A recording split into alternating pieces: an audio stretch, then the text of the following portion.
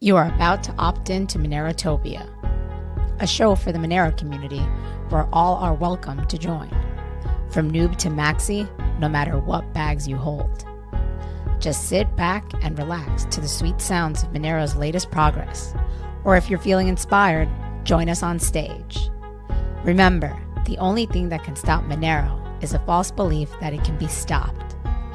And if you want to win the revolution faster, we recommend you remove your XMR from all custodial exchanges immediately. Warning, voting accidents are common around here. Don't forget to properly secure your private keys. Monerotopia starts now. All right, good morning, good morning. What's up, Tux? Hello, Tux. Are you there? Oh, there we go. Forgot I had a double mute going on there. Okay. Good morning. Good morning. How's I'm it going, back man? once again. I feel like it's been a while. It's been a little bit. Yeah, I think it's been 1 week, but I was sick the previous one, so I couldn't talk at all. Oh, right. How's the sickness? You back in health? Yeah, mostly. It's just taking a while. Got like a flu. I think. Yeah. Most people I know got pretty sick over the holidays. So. Yeah, I had little things, and Penelope was sick. Franya was a little sick. Yeah, everybody's getting something over here in the Northeast. That's the nature of the seasons. It gets cold. We all come together and hang out, pass around our germs. Yummy, yummy. But I'm feeling better now. I'm drinking actually some green tea. Okay. Yeah. Guys, like and share. Let's get a bunch of people in here. We got 22 live viewers. Let's bump it up a little bit. We got Xenu coming on, which is awesome. We always love hearing from him.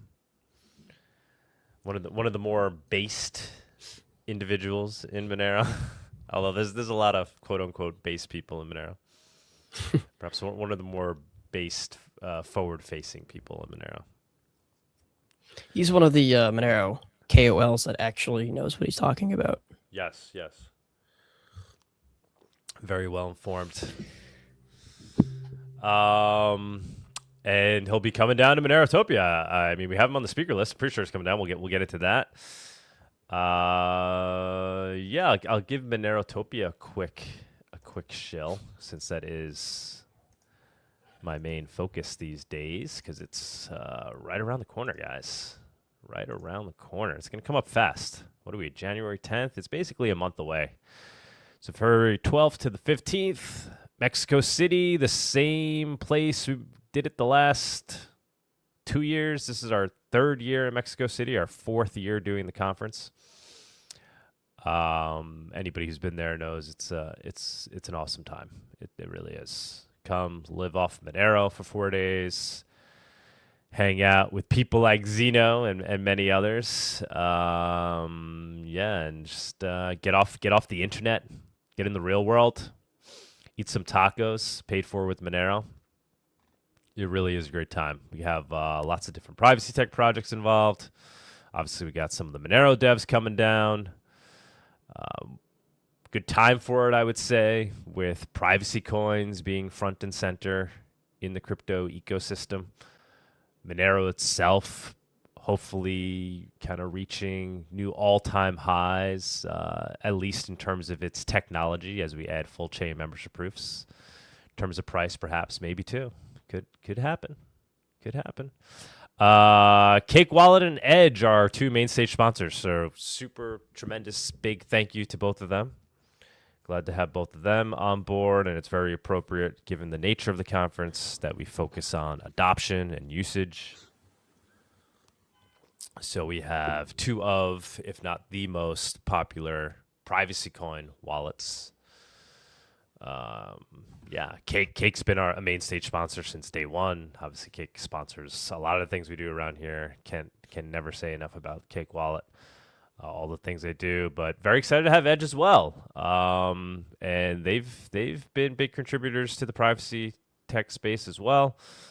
Edge has a lot of different coins on their wallet. They're not all privacy coins, but they're very much focused on those aspects. So very excited to have both of those projects, teams, people as part of the conference. Hoping we get a bunch of the Cakewall team down there. I don't know, Tux. Do you have any insider information? Are we going to get a bunch of cake people down there?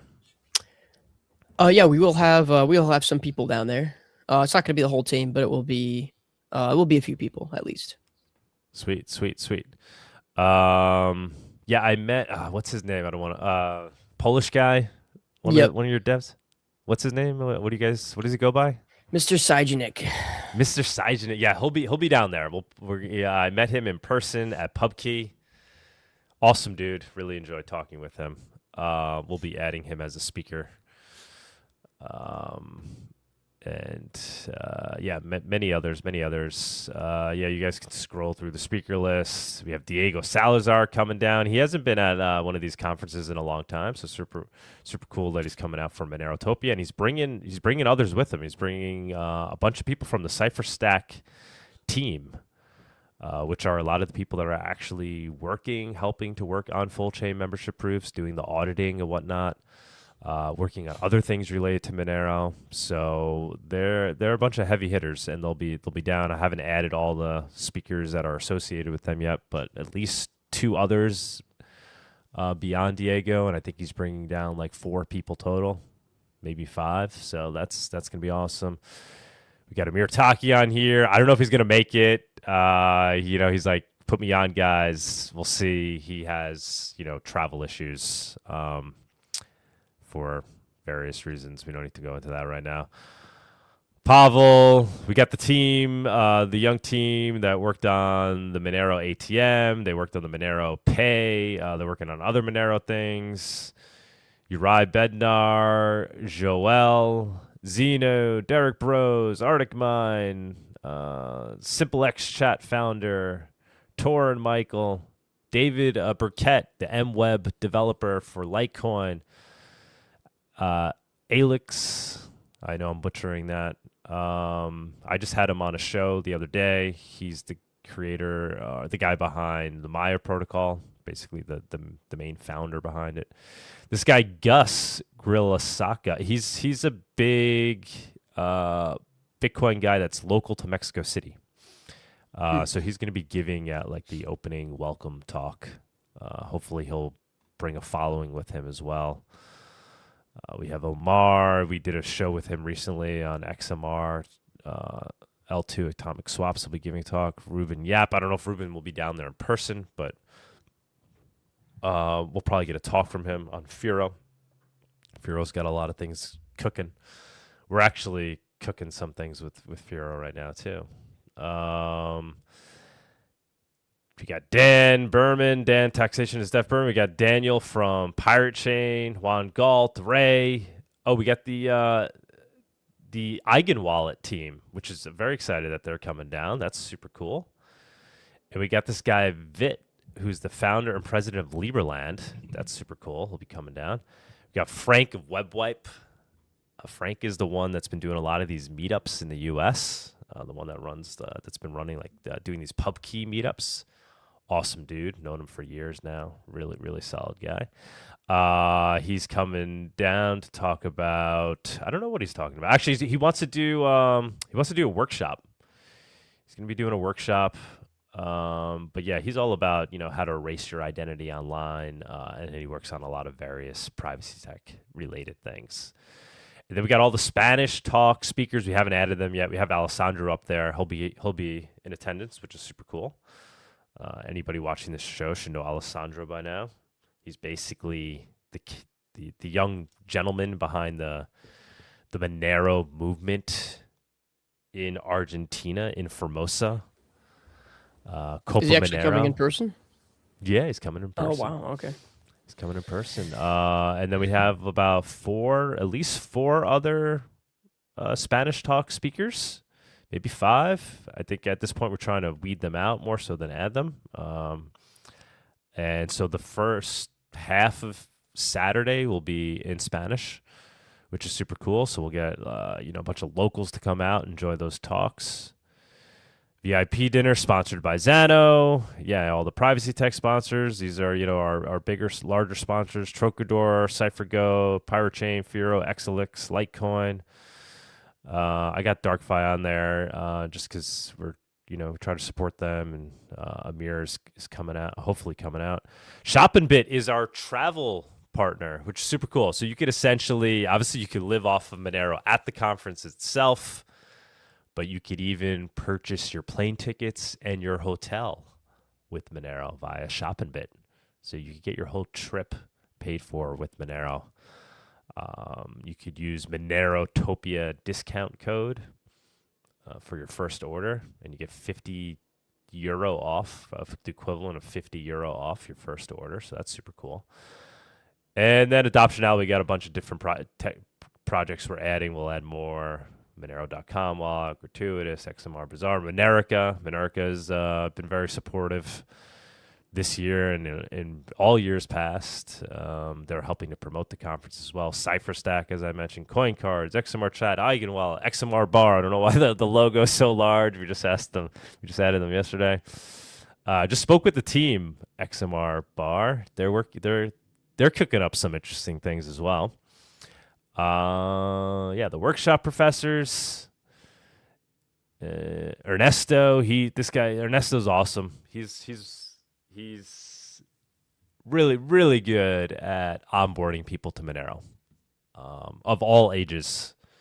Breaks it down. He talks about, first explains to people like kind of what money is, what fiat is, what problem crypto solves in a very approachable way, and in Spanish. So we'll have him down there basically running the Spanish workshops, 101 workshops, onboarding people to Monero, helping to onboard all the vendors. He even onboarded everybody at the VIP dinner, like the staff that was working at the VIP dinner last year. He wants to do that again this year. So super excited to have him. Sal the Agorist is coming down. He's going to do a live podcast down there. Bitcoin Barbie. We got other media partners we'll be adding. Performers. We got Tatiana coming down again. Crypto Loco. Derek Bros will be performing in addition to giving a talk. And yeah, guys, it really has legs now. It has a lot of momentum now. Get your ass down there. You will definitely have a good time. I mean, the real value comes from hanging out with everybody else, like-minded people in terms of wanting to opt out and use digital cash. Perhaps not like-minded in terms of their politics or whatever else, but everybody comes together for this purpose of being behind the concept of using untraceable digital cash to opt out of the system. So it's just really good vibes. Really good vibes. Grab a plane ticket, get your ass down there. You could stay at really nice, like 5-star places.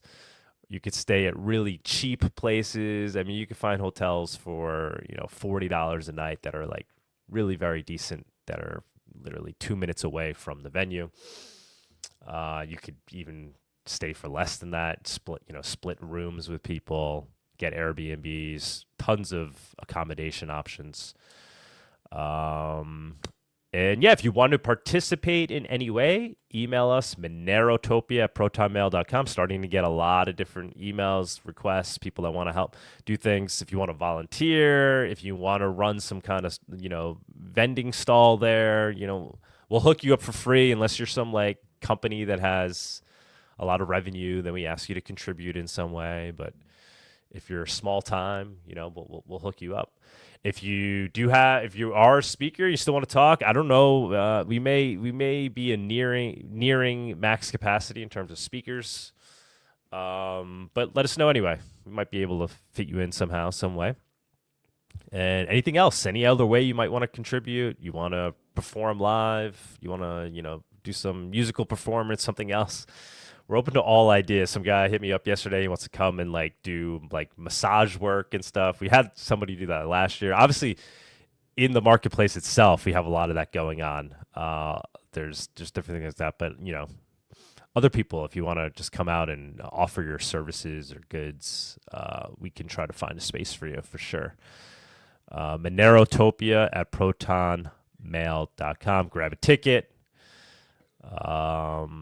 Tickets are, the general admission is really reasonable. Even though we raised it a little bit, still very reasonable. VIPs, I don't even know if we have any of those left, to be honest. And then, yeah, for locals, we let the locals essentially come in for free. There's a cheap ticket that gets them in with, like, so they get all the swag and they can come in the dome. And then there's just a free option where they can literally just come hang out in the marketplace and talk to people and still watch the talks on the big screen and whatnot. So that is Monerotopia. It is coming up very fast. Even if you're not coming, if you do want to help out with the conference, the best way to help is to just spread the word.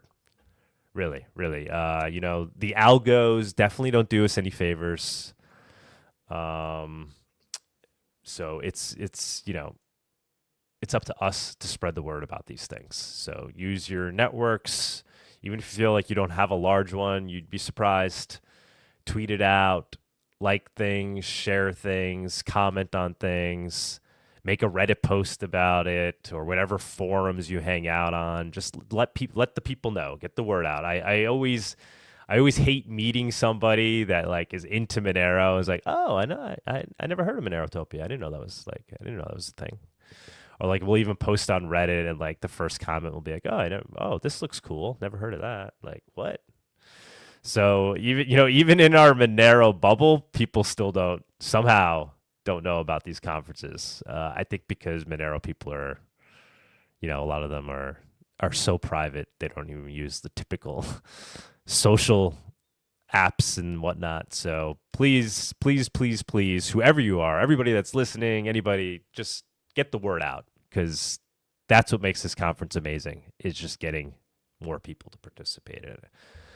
So I will leave it at that and we can bring up Xenu. Awesome. Yeah, I think I will be speaking. I don't know if the info was sent yet, but awesome. Yeah. If you can pass the word on to Cake Team, if there's any other talks, people that want to give a talk, please let us know so we can make sure we have room for everybody. You're gonna do a workshop this year? I can do the Graphene OS one as always. But we got a big cake presentation that we'll probably want to do. But yeah, I guess we can go ahead and move on into the guest segment. Let's do it. The Monerotopia guest segment is sponsored by Cake Wallet. Store, send, receive, and exchange your Monero and Bitcoin safely on iOS and Android too. Cake Wallet is open source, and you always control your own keys.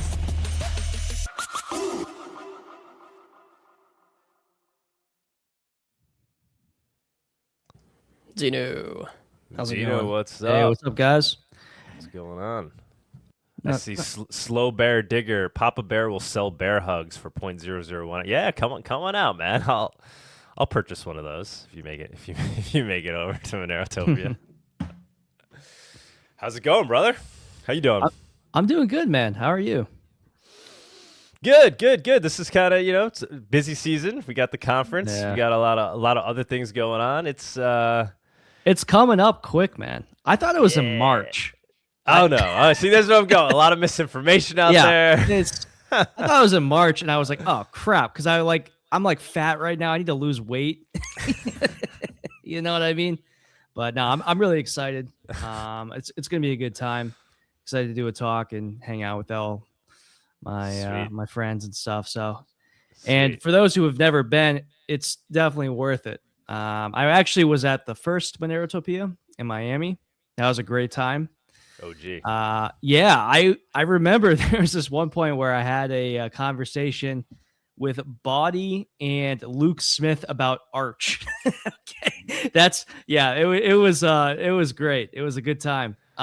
So yeah. While consuming shroom chocolates. I remember that. Yeah.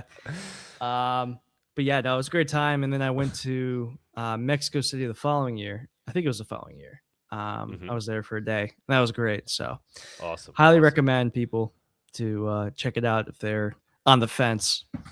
Yeah, it should be good. And we don't know if there's going to be a Monero con this year. They did cancel it, but now I see they may try to do one. So this might end up being the only Monero conference of 2026. So all the more reason.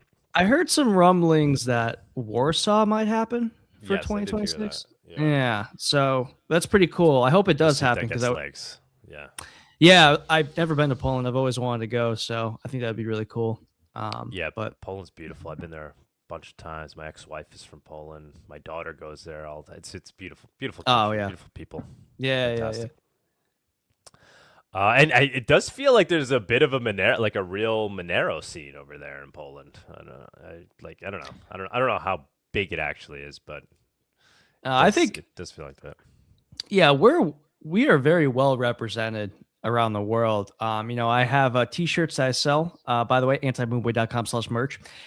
And it's funny though, because I'm mailing these shirts all around the world. It's crazy. New Zealand, I had like 3 orders from New Zealand. Like that's crazy to me. I you know what I mean? Like, and yeah, Europe, all over Europe, Brussels, for example. It's amazing. People really love Monero because it's digital cash, and we need digital cash. 100%. And yeah, you're doing a great job with the show, man. Really, Thank you. Really are. Yeah, it's just good information that you get out there. Always very timely. Always setting the record straight. So it's funny. Our last show together. Do you remember what happened during or before the show? It was in the middle of the whole Cubic fiasco. Do you remember that? Yes. And I remember I was like DMing you, and I'm like, this is like a pretty big show. And like people are freaking out right now because it was right after it was like the 7-block reorg that they did, and we were like, oh, okay, this is kind of serious. Like this isn't. And now like nobody talks about it. Now it's like what's Cubic? No. Dude, do you remember they launched their AI on Twitter, and it still doesn't work. Like people are like sending in math problems, and it doesn't work. They got totally pump and dumped, and yeah, I mean, I would have thought that would have been like the easy part to fake, right? Like the AI part. I don't like. They literally just don't care, and I don't know. They made a lot of money, so what am I to say? What do you think? Like now that it's happened, it's in the past. What do you think they ultimately did? Do you think they like stacked Monero? Do you think they? No, I think they ran into legal issues, to be honest. Because they were trying to get listed on like centralized exchanges. I don't know if you remember that. But I think they probably got like a couple letters after they were doing these reorgs that like threatened them, because they kind of just stopped. I don't know, it's weird. Like they were gaining momentum and then they just stopped. I think you noticed they changed their attitude heavily too. Like in the beginning, it was like we're gonna attack Monero. Then it was like, oh, we're actually helping. We're like, helping to discover like vulnerabilities and stuff. Yeah, I think they got a letter or something because they very much quieted down. And like, because for a while I would always see that come from Beyond Guy on Twitter. I haven't seen a tweet from him in, I don't know, since what, August? Like it's been a while. Yeah, and so I think they got threatened with something because they just totally quieted down, and that was after the 18-block reorg, because that was actually very, I mean, it was embarrassing, frankly, and it happened, and we were all pissed off about it. But then they just stopped, even though they could have continued if they really had wanted to. So yeah. That being said, I mean, we really didn't solve the problem. They just stopped mounting the attack. Correct. What are your thoughts on that? Do you still think it's like a high priority item to fix, or? Right. Well, no, right now the high priority item is the technical debt that Monero has. And that's being worked on right now. That's a whole thing. Basically, for those who don't know, the code that Monero is built on is just old and it's not efficient and it needs to be improved. So we actually had a CCS proposal that got passed. There's one guy going in. He's going to be doing a lot of work fixing it up. But that right now is the most pressing issue, because if we have full chain member, a lot of that was realized as they were like trying to implement full chain membership proofs, right? Like running the test nets and whatnot, right? Yeah, what they're doing is they're stress testing the network by spamming transactions, and they found out that Monero literally cannot handle like at the transactions we have now. Monero cannot handle full chain membership proofs. That's how bad this technical debt is. Now, we've already solved a lot of these issues just by the stress test, happening. So that's really good, and it's good that we did do these stress tests. But it's bad because, like, obviously, we don't want to have this problem. We want to have efficient code, right? So it's one of those things where this is just a project that's open source. We have to improve it, and we are improving it. So. Yeah, have you been following the dev chats closely in the Monero Research Lab? Like, can you give us insight into where things are at with full chain membership proofs? Yeah, I mean, I read the Monero Research Lab. They have a weekly meeting on Wednesday. Anyone can read it, by the way. And it seems like Q2 next year is the most likely. But again, with this code needing to be more efficient, that's where we have a problem. Because if it's not efficient enough, we can't launch full chain membership proofs and have nodes failing everywhere because they can't handle these large transactions. Yeah. So for what I understand, though, there's a lot of improvements and optimizations have already happened. So I think Q2 is very likely. Not Q1, a lot more unlikely. Q3 probably is equally as likely as Q2. Hopefully, which code will come out first, Grand Theft Auto 6 or FCP Plus? We need to start a poly market for this now. Yeah, that's man. I'm pumped for GTA 6, man. That's gonna be sick. Yeah, that's a week off of work, more man. pumped than full chain membership. Like, do you think GTA 6 will name drop Monero? Ooh, it's possible. I think it's actually quite likely, just because we have the cloud of being on darknet markets. I feel like they would. GTA usually has their random. Probably some other random. Actually, or something. No, I remember reading this. I think they were making their own cryptocurrency for the game. I've read that somewhere, and I think they're actually going to do that, which would be pretty cool, actually. GTA is always a cutting edge and stuff. But yeah, it's been a minute, man. It's crazy. That would be sick if they were name dropping Monero though in the game. Yeah, or like kind of like a pun or something, kind of like not Monero, but like dinero or something. It basically represents it, but they don't really name drop brands, and I don't think they're allowed to. But Monero, they could if they wanted to. Yeah. So when you say Q2, I mean, obviously it wouldn't be live by quarter, like it would be finished and like beginning the going live, right? No, I think it would ship in Q2. Okay. Because my understanding was even when it's done, like there's going to be even when we're like, all right, it's fully baked, ready to go, then there's a 6-month period at least where everybody now needs to update like the exchanges and like they don't go live until after that. So exchanges like will have wallets. To update. Yeah, so the delay was going to be caused by the Carrot update, and I don't think that requires a hard fork. I think that's something that can actually be soft forked. So because of that, I don't think it would require a 6-month delay. As it is, like whenever you do a hard fork, there's going to be friction, right? There's going to be exchanges not updating. Exactly. There's going to be wallets not updating. It is what it is.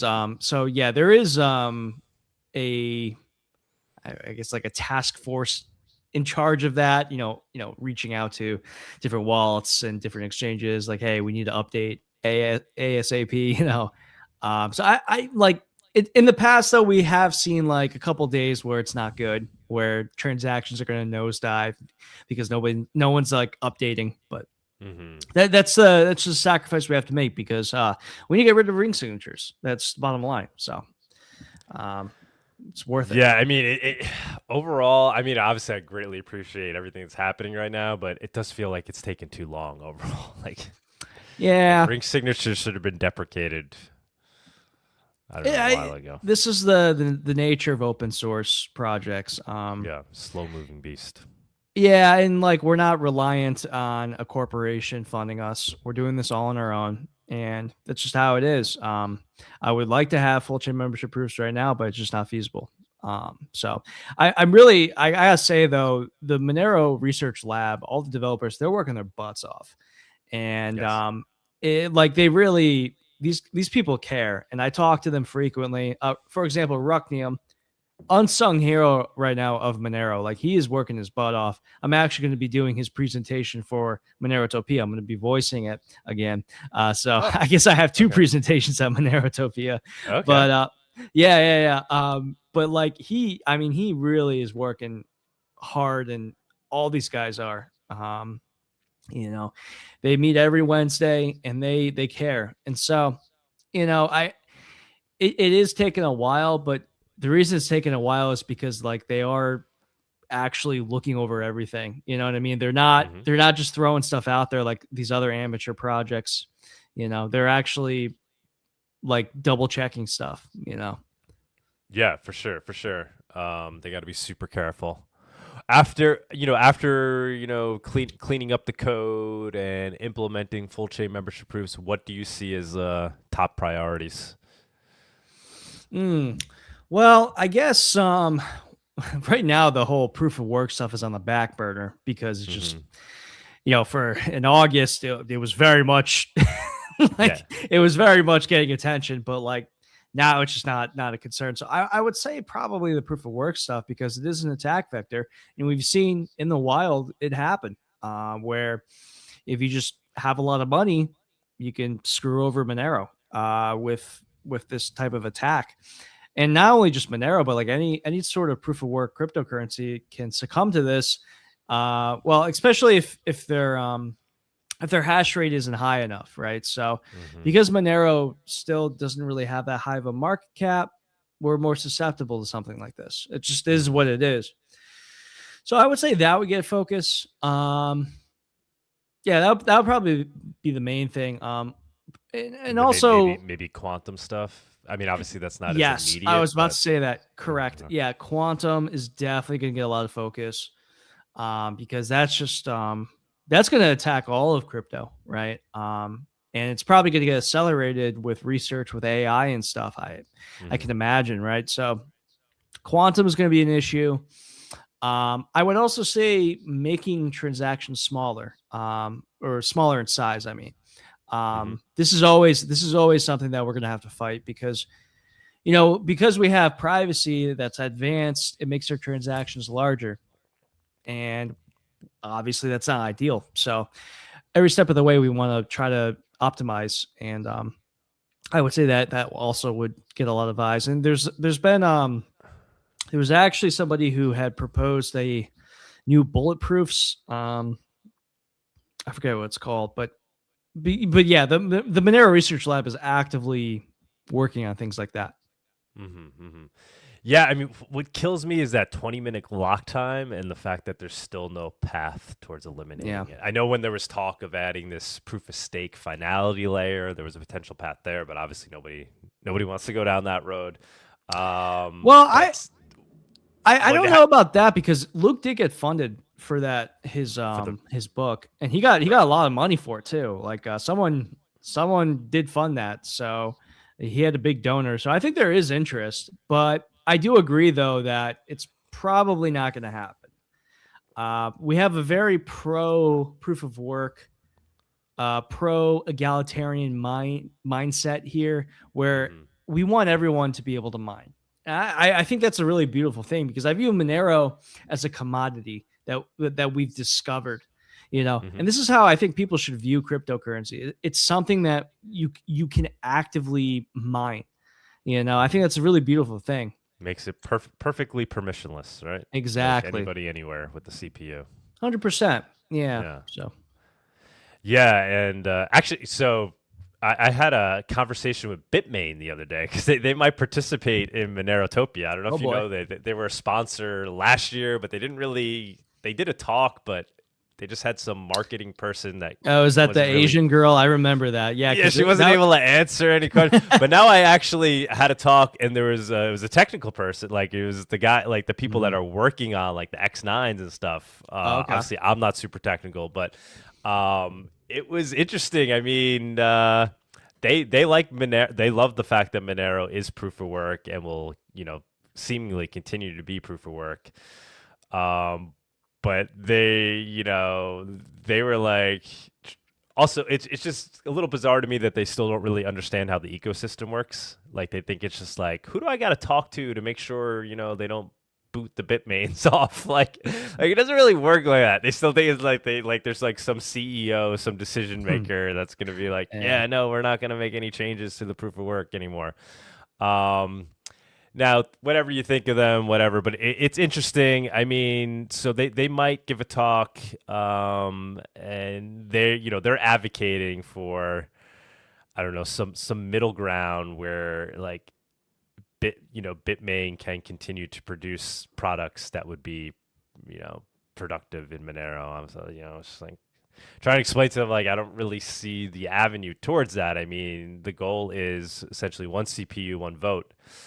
But it's interesting that they're so like interested in Monero. I don't know if you saw that it looks like there's going to be a change in random X to make these new X9s less efficient. Well, that's been in the works for a while. Yeah, basically what they're doing is they're stacking a bunch of CPUs on top of each other and calling it an ASIC. It's not an ASIC. No. But it is more efficient than anything you could kind of just buy off the shelf. It is. And that's a free market. And I actually think that's a good thing. Like we need people, pushing the boundaries, Right. And that's what I was telling them. Like it's still, maybe you could come and sway the Monero community in that matter, because at the end of the day, because their argument was, they were bringing up Cubic. They're like, well, we saw what happened with Cubic. You guys need more hash power. Who knows? Who knows if they're connected to that in some way? I don't know. Like maybe you guys need more hash power, okay, so they're full of shit. They want to mine Monero and get a lot of Monero. That's why they're making these. That's why they're making these miners. Yeah, I mean, it's free market, so they can do what they want, and that's a reality that we have to just face. Like, it's proof of work. Anybody and any entrepreneur can make their own miner, and we have to live with that, right? What we have, though, is a mining algorithm that focuses on CPU, so anybody can mine. That's the key difference between, our mining algorithm and Bitcoin's, because I can't mine Bitcoin on my laptop right now. I can't. It would be pointless. I would have an infinitely small chance of making anything, right? But with Monero, I actually could. It is also a lottery ticket, but it's actually, I would be contributing. Absolutely. So that type of, again, egalitarian focus kind of mindset, it's why Monero is such a great project. I've mentioned this to you before. It's why I got involved with Monero, actually, is because CPU mining, or mining that is ASIC resistant, I think is like probably the biggest thing that Monero has going for it, more than its privacy, in my opinion. Any thoughts on how, other than price going up, how we can increase the hash power of the network? Yeah, it really is dependent on the price. It really is like the main argument for the number go up is the hash rate. I would that, and also developers, because we need more developers. Simple as. We just do. So, people think, baby, pump it.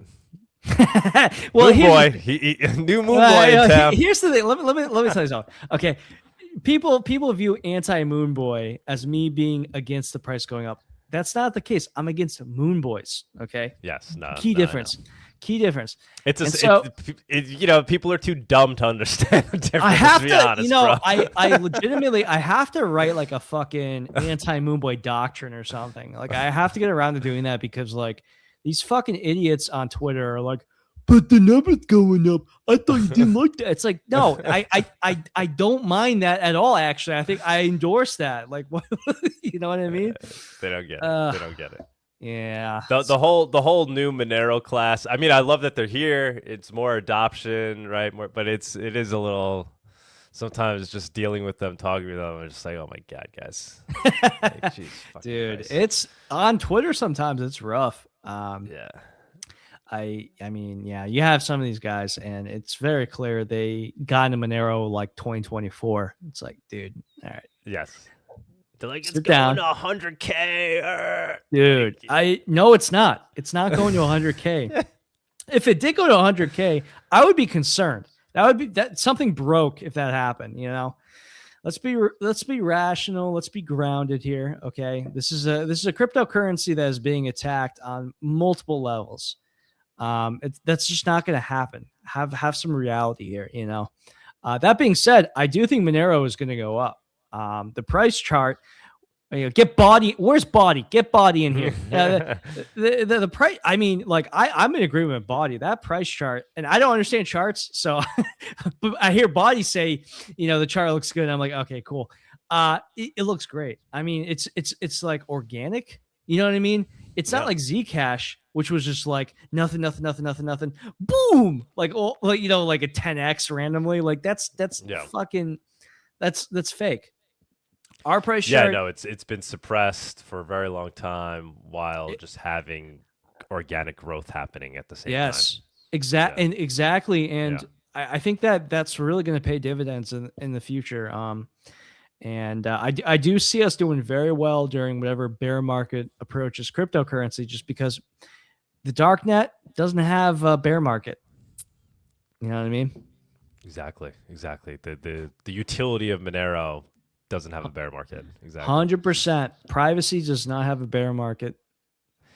And a lot of people are, you know, say what you want about Zcash, but I think it has opened up a lot of mainstreamers' eyes to this concept of quote unquote privacy coins. Like these noobs that had no idea, that really didn't understand the importance of it. Like that are now like, oh yeah, no, all right, that makes sense. Like I would want something. I gotta say, so regarding Zcash, I do have to give a shout out to that. What's his name? JW Verrett. You talked to him on your podcast. Yeah. That dude's cool, and he was phenomenal on that panel SEC that they had. Panel, yeah. That was fantastic, and I encourage people who haven't listened to that to go check that out, because like him and the guy from the ACLU, they went in, man. They were throwing haymakers. It was good stuff. Like they really clearly care, and they're well studied. And there are actually Zcash people who listen to my show. I know I rip on Zcash all the time, but like I know they listen to my show, and that's cool. Like I have nothing against the actual privacy of Zcash. My issue, of course, with Zcash is everything else. Like it's not it's not the technology.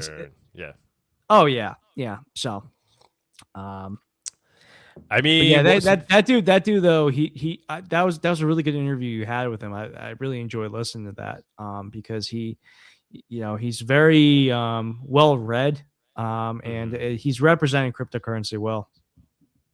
Yeah, he's a true, cypherpunk. He's got the cypherpunk ideology.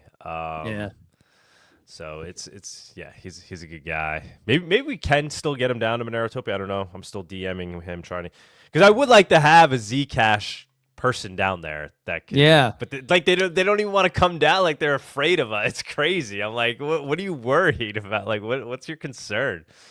It's a little weird that they don't even want to honestly that it doesn't make any sense to me, because like there's zero risk. If anything, you're going to gain support. Yeah, exactly. They have, because that's really where they're lacking. They're lacking in that that grassroots nature of people that actually care about this stuff. Yeah, because it's just they don't care about grassroots adoption. It's just for them, it's a speculative tech stock. So it's just, but whatever. What do you think? I think I've asked you this many times, but listings, right? So like getting Monero on more exchanges and whatnot. What is your current thoughts on that? Do you think it's no need to even be concerned about that? We're building Sarai decks and other decentralized means. Let's stay focused on that, or do you think there's work to be done there, or it hurts more than it helps?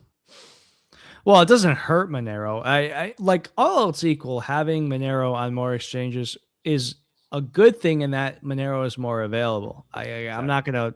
It's a bad thing though from a privacy angle, obviously, because if you use a centralized exchange, you're hemorrhaging metadata, and that is the issue. But I'm personally, I don't use centralized exchanges, but like I understand that other people do, and that's fine. With Monero, though, it's inevitable that it will be relisted because it will become much more powerful over time. People will just be drawn to Monero, and that's because it's just the digital cash. That's something that you can't fake. You can't fake peer-to-peer adoption. It's organic. It's real. And that's actually my talk at Monerotopia, to give you a little preview, is the aura of darknet adoption. And my whole viewpoint on this is that aura that exists around darknet adoption, why does that exist? Like why is the darknet so, you know what I mean? Like you see the image of the Silk Road, you see Ross Ulbricht, a picture of him. There's aura there, right? And the reason for that is because of defiance. You're defying the state.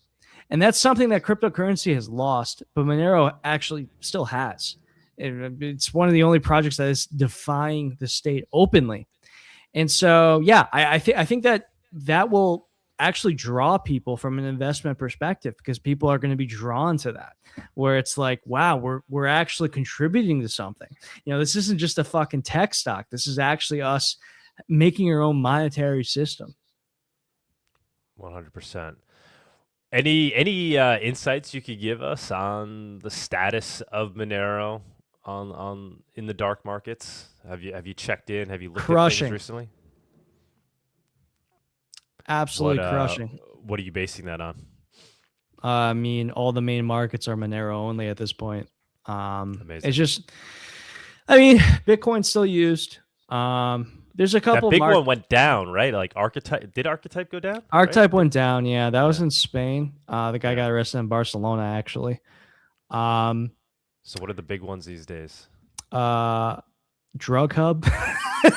All right, nice name. Very, very, very. They're actually, it's funnily enough, they're actually related to White House Market. There's like a crossover, similar admins. Yeah.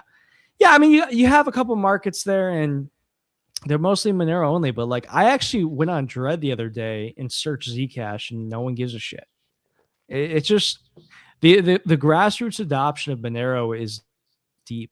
Like, we've been using Monero, we've been preaching using Monero for years and years, and that has an impact for sure.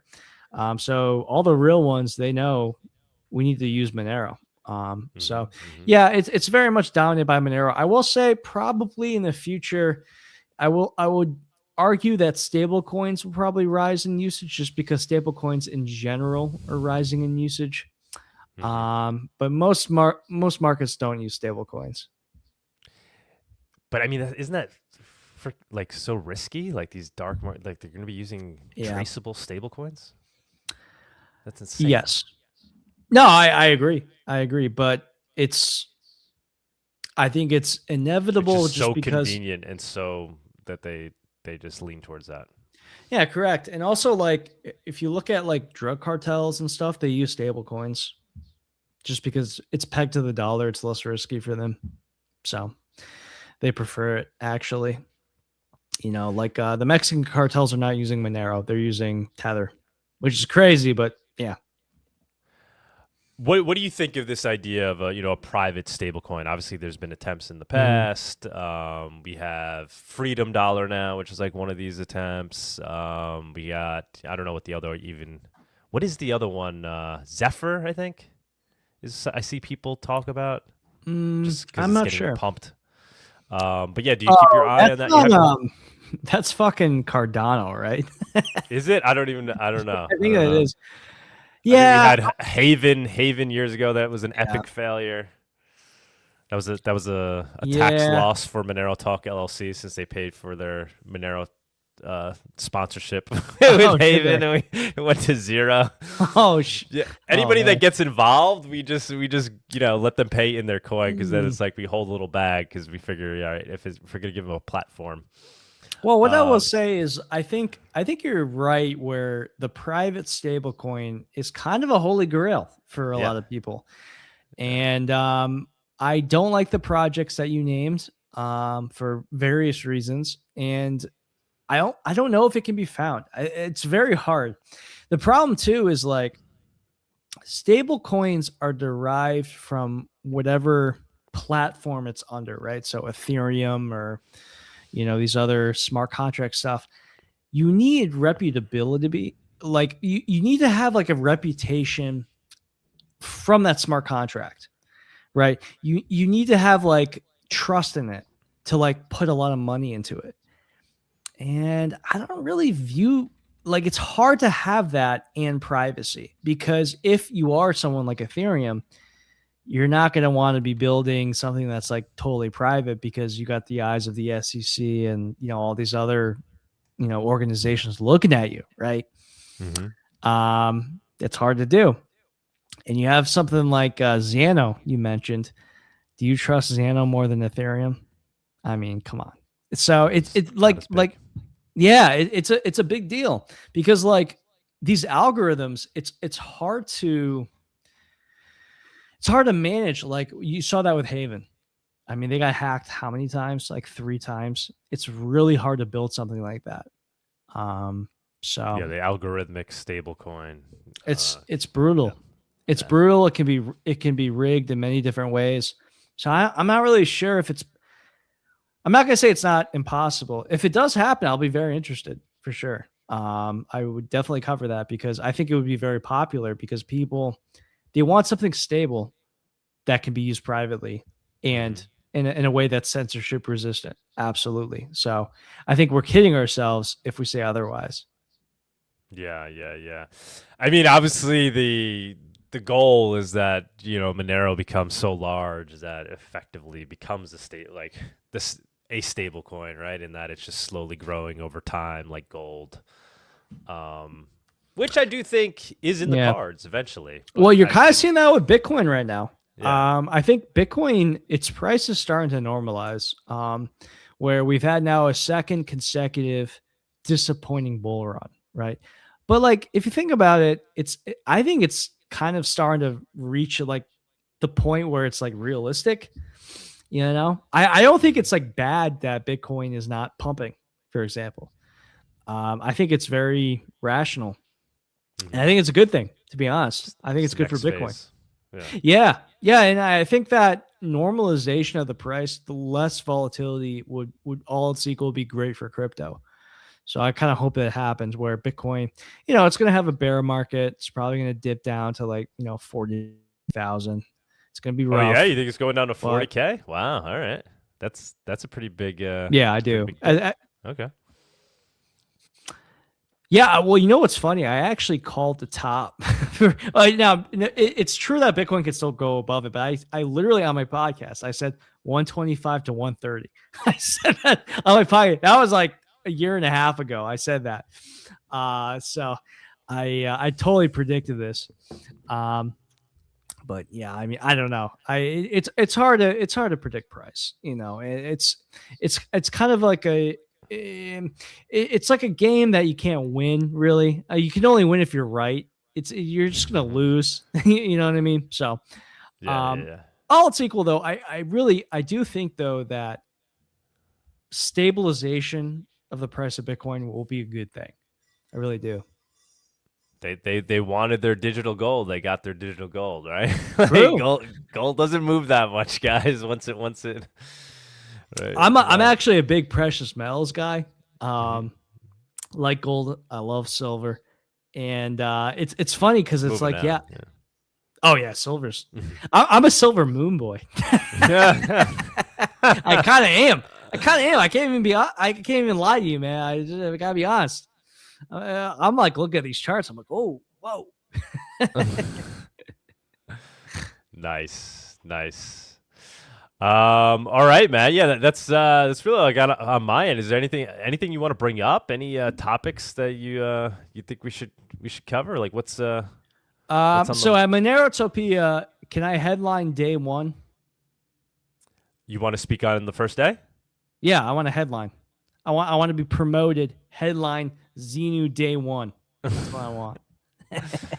All right, we don't really do headliners, but yeah, if we could get you have you be one of the first prime talks time if you like. Yeah. All right, cool. Sweet. I don't know if day one's really prime time in my mind because day one is a Thursday. I feel like things are still okay. You kind of have a point there. Okay, Friday. Yeah. I'm a draw, man. I'm a draw. Yeah, oh yeah, definitely, bro. No doubt about that. And would you be down to be on a panel as well? Depends on the panel. What do you got? What do you got in mind? I don't know. I mean, you know how we do. It's not going to be anything completely random. I'd be fine with it. Yeah, sure. Yeah, one of these topics. You know, I won't have to sit you right next to Joel, but maybe across from him. No, we're cool. We're cool. We did a podcast together, man. We're cool. I'm cool with Joel. Him and Vlad. I'm cool with them. It's all good. Awesome. Yeah. Vlad flaked out, man. Dude, I'm cool with him too, but like he came down to Monerotopia. He had the time of his life. He had his Monero bags that he was talking about. He was on this show. I'm buying Monero, and then like 3 months after Monerotopia, he like decided to. I get that he became a Zcasher because those were his new bags, but like there was no point in like shitting on Monero as you do it. Like that was just. I had my podcast with him, and like after that, he really went off the deep end, and I don't know. I don't know if he's like mentally okay right now. I'm not even joking. Like, because he had some personal issues going on. I don't know. The whole thing is weird. I think he needs to like kind of like take a step back and like. He's out of control with the Zcash shilling. It's fucking cringe. It's just I don't know. Yeah, because honestly, I really like the guy. Like he's a great personality. But he's a smart guy. I enjoy talking with him on his podcast. He's a very smart guy. And same thing with Joel too. These guys are smart. They're not idiots. They know what they're doing. Like Joel, he's engagement farming, and same with Vlad. They're engagement. Yeah, it's farming. Engagement farming. It's engagement farming. Yeah, but it goes too far. It's like it. I don't know. Yeah. No, you're right. Yeah, but Vlad, if you're out there, you're more than welcome to attend Monerotopia again. But yeah, I don't know. For whatever reason, he wanted to turn on the Monero community. Not paying off for them. Yeah, I guess that's what it is. Yeah, man. That's all I got. I think we could move it along. Oh wait, we do have. Is this related to Xenu? What is this? Jerome Bowell?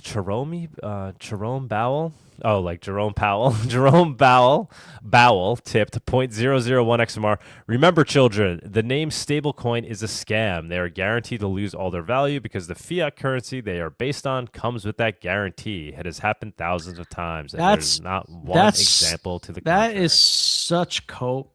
Like, what the fuck are you talking about? Come on, guys. Fiat, like, I really dislike when people are like, "Oh, fiat's gonna die next year." It's like, no, it's not. We're stuck in the system. Fucking get out of your reality. I don't know. You're fucking daydreaming. The dollar's not going to collapse overnight, dude. But it does plummet in value over time. I mean, it does like long term, decay, long term. Yeah, but I also wouldn't say it's a scam because it does exactly what it sets out to do, which is match the U.S. dollar. And everyone knows the U.S. dollar inflates, so that's just what you get. It's actually very useful. It's well, I think he's trying to say it's a scam because fiat itself is a scam, right? Yeah, that's retarded. It's tracking fiat. I mean, the stable coin is really propping up fiat, right? Because it becomes now, all these stable coins gotta hodl fiat, right? So it really is something that helps prop up fiat, which is why it's embraced by governments. So I do agree to some degree with that take. But there's obviously a lot of utility there. That's why people want. It's very useful. Yeah. I think people are kidding themselves saying otherwise. Like, yeah, it makes for a good medium of exchange when you know exactly that you're very liquid. The dollar you receive today won't be worth less 30 seconds later. Maybe 3 years later, but yeah. So, all right, brother, we could leave it at that. If you have any last thoughts, contributions? No, I'm all set. Check out antimoonboy.com. I got a podcast every Monday. Generally, my laptop has had issues the past couple of weeks, so it's been hard to upload videos. But yeah, I should have a video out. It's going to be a 2-hour episode, hopefully next Monday. So, what is the topic? Well, I'm gonna do a review of 2025. We're kind of just talking about the big narratives that happened that year. Okay. I'm also going to give out my award for the Moon Boy of 2025. And this is a big deal. Okay. Yes, as I'm sure you guys know, Michael Saller. Did he win last year's? I don't know. He did not. That's a good guess, though. No, last year I gave it to Dennis Porter. Okay. Because he's a fucking rat-faced piece of shit. Like, dude, he's not going to win again this year. He went off the deep end because everyone kind of lost faith in him. But I don't even know who that is, but I feel like I'm supposed to. He's the guy on Twitter that's like huge breaking, big news, huge breaking, and he shills like the strategic reserve stuff because he's basically his job. He lobbies government officials for strategic reserves, and I gave it to him because like that was the narrative in 2024 was the whole strategic reserve thing, and that obviously did not pan out. Governments aren't going to be buying Bitcoin when they're in debt up to their eyeballs. It's stupid moon boy garbage. So anyway, he won it last year, but no, he's not going to be the winner this year. It's going to be someone else. Max Kaiser. Well, I don't want to spoil. Is it a Bitcoiner? Is it? Oh, it's a Bitcoiner. I think you were in the ballpark. All right, so I'm just gonna leave it at that. All right, we'll leave it at that. Yeah, we don't need to ruin the surprise. Yeah. But so I'm gonna do that. I'm gonna review 2025, and also we're gonna talk about the Zcash stuff. I mean, that's a huge story. I think it's kind of a scandal, to be honest with you guys. Because I think this has been going on for a while. And for whatever reason, all of a sudden, the entire fucking core team resigns. You know how much money they're making? Like, I don't know, man. Yeah, let's talk about that. I mean, sure. But did they really? They resign? They just moved over to a different entity, right? I mean, I feel like there's a lot of like it's not like they're not. They're all continuing to work on Zcash, right? They're gonna move over to. You tell me that. Well, they're gonna move over to that Cypherpunk Technologies company that got made. Remember that? That's where they're gonna move. Oh, the one owned by the Winklevoss twins. Oh yeah, it's like a. Oh, it's even worse. It's even fucking worse. So it's like a block stream grab type thing. Yeah, it's a power grab. This is what I think. I think basically there was some sort of political shit happening behind the scenes. We can only speculate, but something's been going on for a while because they're making thousands of dollars every week doing their dev positions. Why would they just suddenly quit? They're saying, the past few weeks. I think that's BS. I think it's been going on for a while, and I'm highly skeptical too of this price pump because I think they knew that this internal stuff was happening, prior to this. So, yeah, I think basically they wanted to pump and dump, and at the same time they wanted a power grab. Yeah, and get out of it too. Yeah.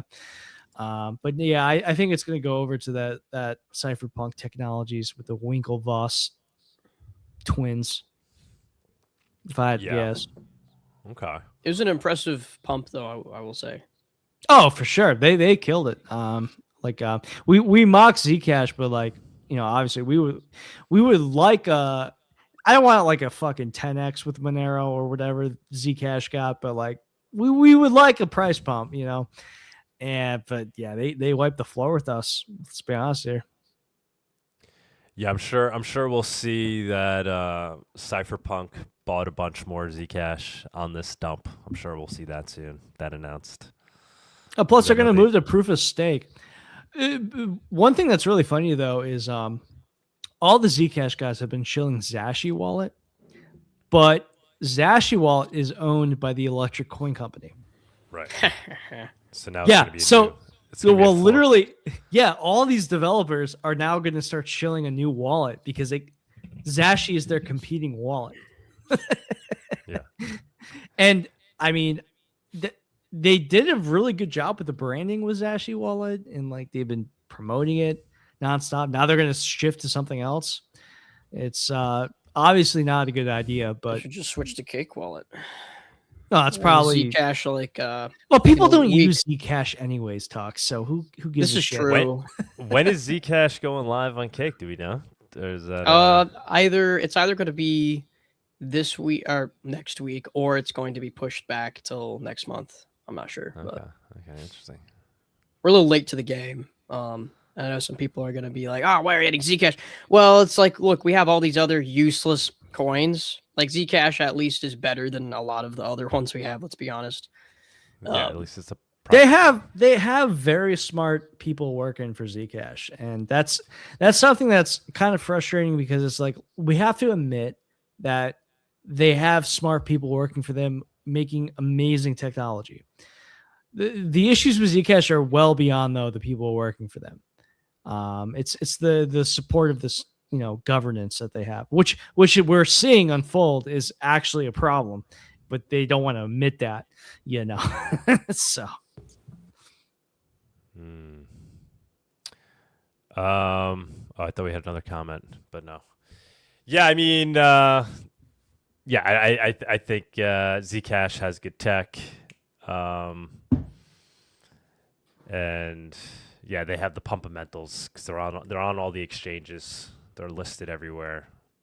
And, I mean, it's gonna dump so fucking hard though. Like after the hype wears out, it already is right now. I mean, it's down what? Oh, is it? Oh yeah, it's down 25% in the past 7 days.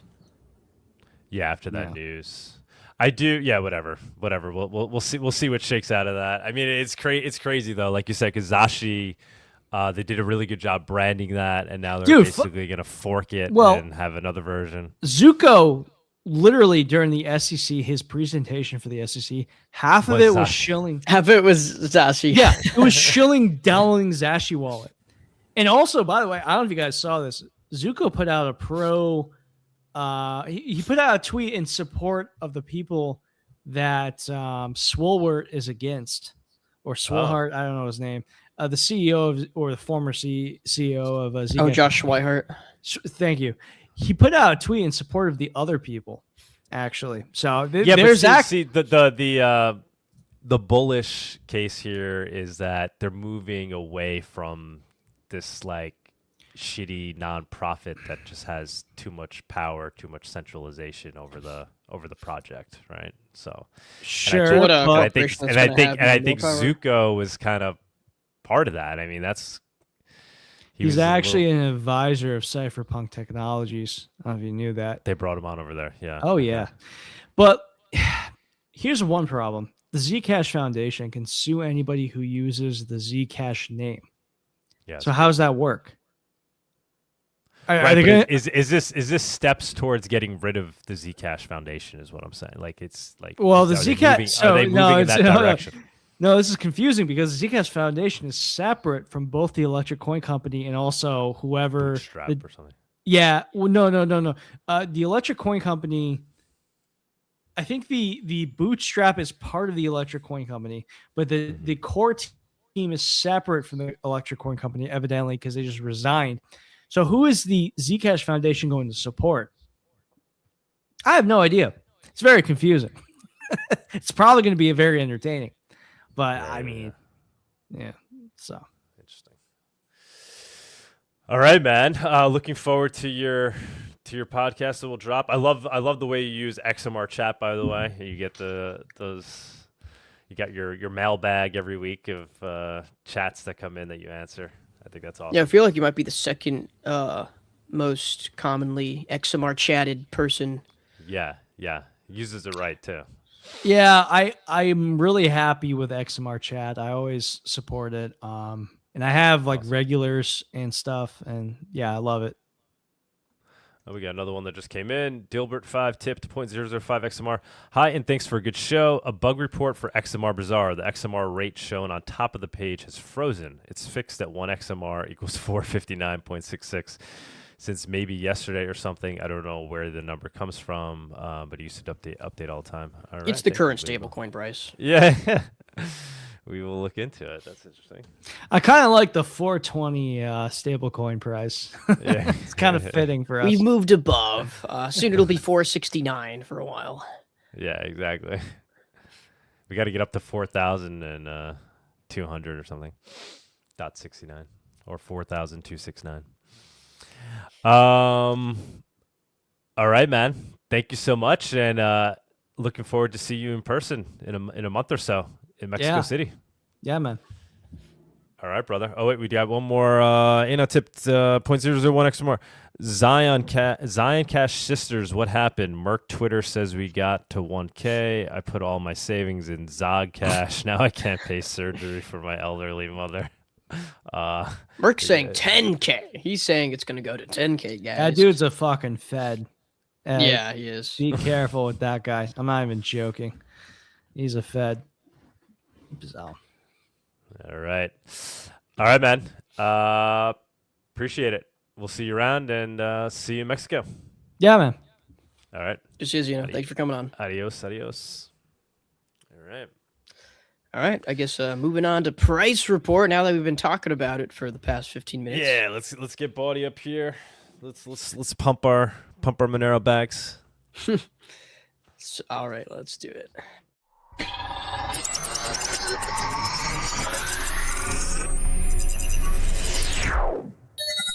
The Monerotopia Price Report segment is sponsored by XOLIX, a privacy-focused, non-custodial instant crypto exchange.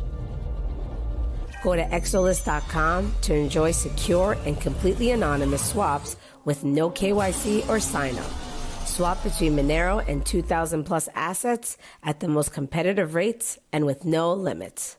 XOLIX.com, your fast and secure way to privacy. Bawdy. All right. What's going on, man? It's time for the Moon Boy report. Number go up, bros. I'm ready for it. There was just to catch it. Jerome Bowell gave us he gave a response to Xenu. Oh, I missed it. Oh, is that this one? Let's see. Yeah, the second. Oh, sorry. Yeah, Jerome Bowell tipped 1 Millenero. Sorry to hear about your reality. In my reality, the USD has lost 75% of its value in the last 15 years, 70% of it, 3% of its value in the last 25 years, 90% in the last 55 years. Yeah, I don't think anybody can deny that, but I think what Xenu was saying is the fact is fiat's here to stay for quite some time, and there's utility in that it's a trusted medium of exchange. The sensationalist pending doom is it's scenario is not realistic. It's gonna continue to trickle down over probably a long time. It would be nice if we could somehow call it a short-term stable coin, because that's what they are. They're short-term stable, and that's the point of fiat, is to be stable along short to medium time frames so that you can use it with low friction to get in and out of other assets. And that's what they serve that case really well. When we say short to medium time frames, typically when we don't have massive inflation, that's typically on the order of, say 1 to 4 to 5 years.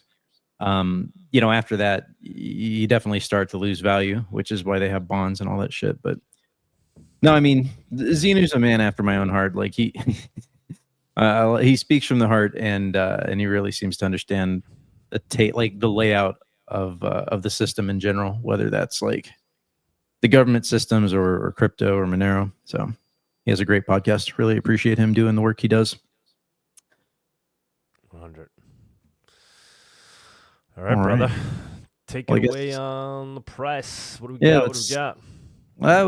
Well, we got some good movement. We got some good action. We got sorry, I was thinking for a second we could start with the Zcash price just because that would be fun, but we'll get there in a second. Yeah, so Monero actually kind of pumped when Zcash was falling on that news of their entire dev team resigned. And this is what happened afterwards. Now, was that because people were dumping Zcash and trying to get into the lifeboat of Monero? I don't know. Maybe Mert was like, shit, we got to hedge our bets. Mert probably has enough of his own Fed cash that he doesn't really care about about getting into Monero or preserving his value in that kind of way. But no, overall, so we're on the 2-hour chart. Let's go to the 4-hour, get a little bit better, longer term view. We still have a really nice structure here. Nothing looks like it's broken down. Everything is still upsloping on our magical wavy lines, which again they're basically Bollinger Bands, right? They're the completely generalized version of Bollinger Bands, standard deviations. And everything still looks fine. I like how we set this interim high, took a little pullback, and it wasn't even that long ago. What are we looking at here? December 21st. So for the solstice, for all the female witches watching the price report, we hit a solstice wick there, and we're about to come and break that wick and continue going up. So everything looking pretty good here from an arrow price. Everything looking fine. The longer that we spend at the sort of previous all-time high, which is that 516. In reality, it's more like a zone, right? Because we have this very gently, let's go to the weekly. We have this very gently upsloping kind of line that we could attach there. We have our first all-time high. We could drop even a horizontal line there, right? So from 2018, we could drop a horizontal line there, and effectively what we're looking at is a zone that looks, it's somewhere in this range, right? It's basically the north of 450, south of 550 line. That's the place that you're going to say, hey, this is actually our price discovery zone. We have to break that zone and get cleanly above this upsloping line to say that we're truly in price discovery. And we talked about this maybe a few weeks ago. We said Monero is soon going to enter price discovery mode, or at least that's what everything looks like. Everything is geared up for that. We even looked last week at the decorrelation that happened between Monero and the rest of the markets. Maybe I don't have that pulled up anymore. Did I close it? I guess I might have closed it. Well, you can just take my word for it. Go back and look at the price report from last week. We talked about the correlation of Monero to the rest of crypto and how it's largely decorrelated. It has a very low correlation. That's important because it's starting to get to the point where we don't really care if the bull market is over for Bitcoin or crypto or whatever. That becomes a little bit, it's still relevant, but it's kind of back burner relevant. It's lesser relevance. It could be the case that if Bitcoin is done, and I don't think it is, I think we actually have more gains for Bitcoin to come, but if it is the case that crypto bull market is going to chop sideways for the next few months or pull back, or maybe that bull market is just over, right? And we got to wait another year or two for new all-time highs. Yeah, Monero might pull back temporarily with it, but over the course of months and those couple years, it's very, very plausible that Monero continues rising. And there's a whole lot of reasons for that. They're largely organic reasons. There's also sociological reasons at this point now. Monero has established itself with street cred in a way that Zcash is never going to have. And none of these other private Z coins are ever going to have this kind of cred. And it's exactly what Xenu was saying. It's that dark market credibility, flaunting the government. And there's more flaunting the government, nowadays than there ever has been before. The MAGA movement is, at least half of them are just disillusioned with Trump and they're ready to do something. And I'm not saying they're all going to buy Monero, but maybe they should buy Monero. In fact, it's not a maybe, they absolutely should buy Monero.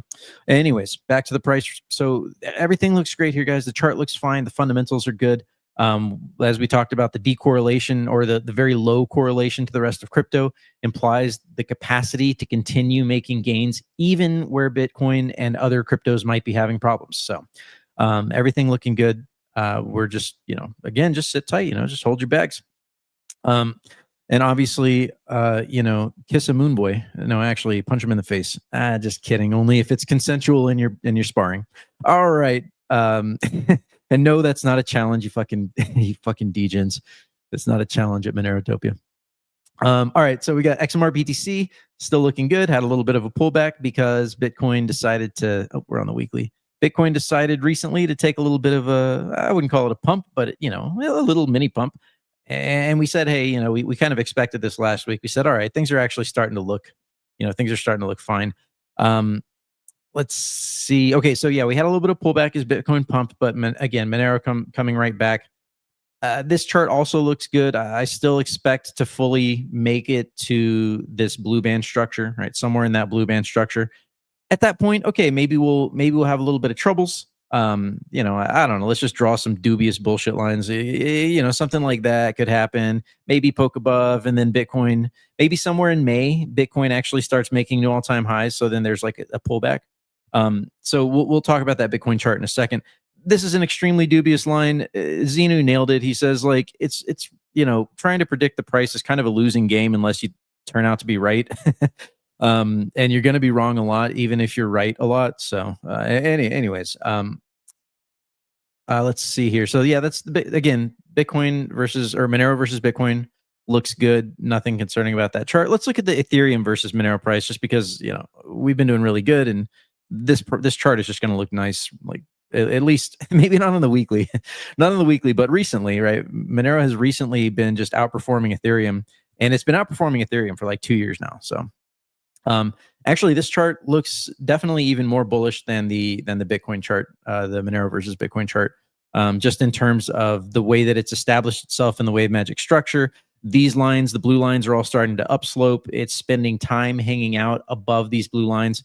It would be completely unsurprising if over the course of the next couple of years, Monero were to actually head for the sort of lifetime upper standard deviation charts, which would put us at about a 2x to 2.5x higher than our current relative price to Ethereum, which I think would be a significantly more fair price given the fact that both of these coins are actually used for stuff. Like, you might hate Ethereum, but it is actually used for stuff. People fucking use that coin. Mostly so that the cartels and the CIA can run their fiat stablecoin scams. I think there is something to be said for the fact that we see that Tether has been integrated now with U.S. bonds, right? That's no accident. We've talked about it forever. We understand that there is some kind of deep state tacit agreement with Tether, whether they got them by the balls, whether Tether is just happy to be rich and make a shitload of money and move from the criminal elements to the fully sanctioned elements of the system. I still think it's interesting that the cartels all use stablecoins, and the CIA is the one that runs the cocaine, not Maduro. And so it's interesting that they would make that decision to support the US dollar in that way. So is the US dollar supported by oil and drugs? Probably, I guess. I don't know. Now I'm just playing around. Okay, let's go to Zcash, because this shit's funny. Everyone has seen this chart probably by now that hangs out on Twitter. Effectively, Zcash was like, hey, we just had to take a little dippy dip, and now we're coming back. We're coming. Nope. All the devs quit, as you guys covered. The devs quit, and actually, I'm sorry, I got that slightly wrong. Zcash fell off right here as the devs quit. It pretended like it might be able to come back, and this shit is horrible, guys. This is a horrible fucking pattern. I would be, if I had Zcash, I would be dumping it right now. Your chances of actually making new big gains on this coin have just, like, those chances have plummeted. And okay, technically, you might say, well, you know, it's going to be okay. We're still in the standard deviation bands at the orange bands, and it could come back up. Yeah, but this is where you got to integrate that fundamental understanding of what's happening. So there's a few ways we can try and interpret this, and so you guys covered like the most probable ways, and I agree with that being the case.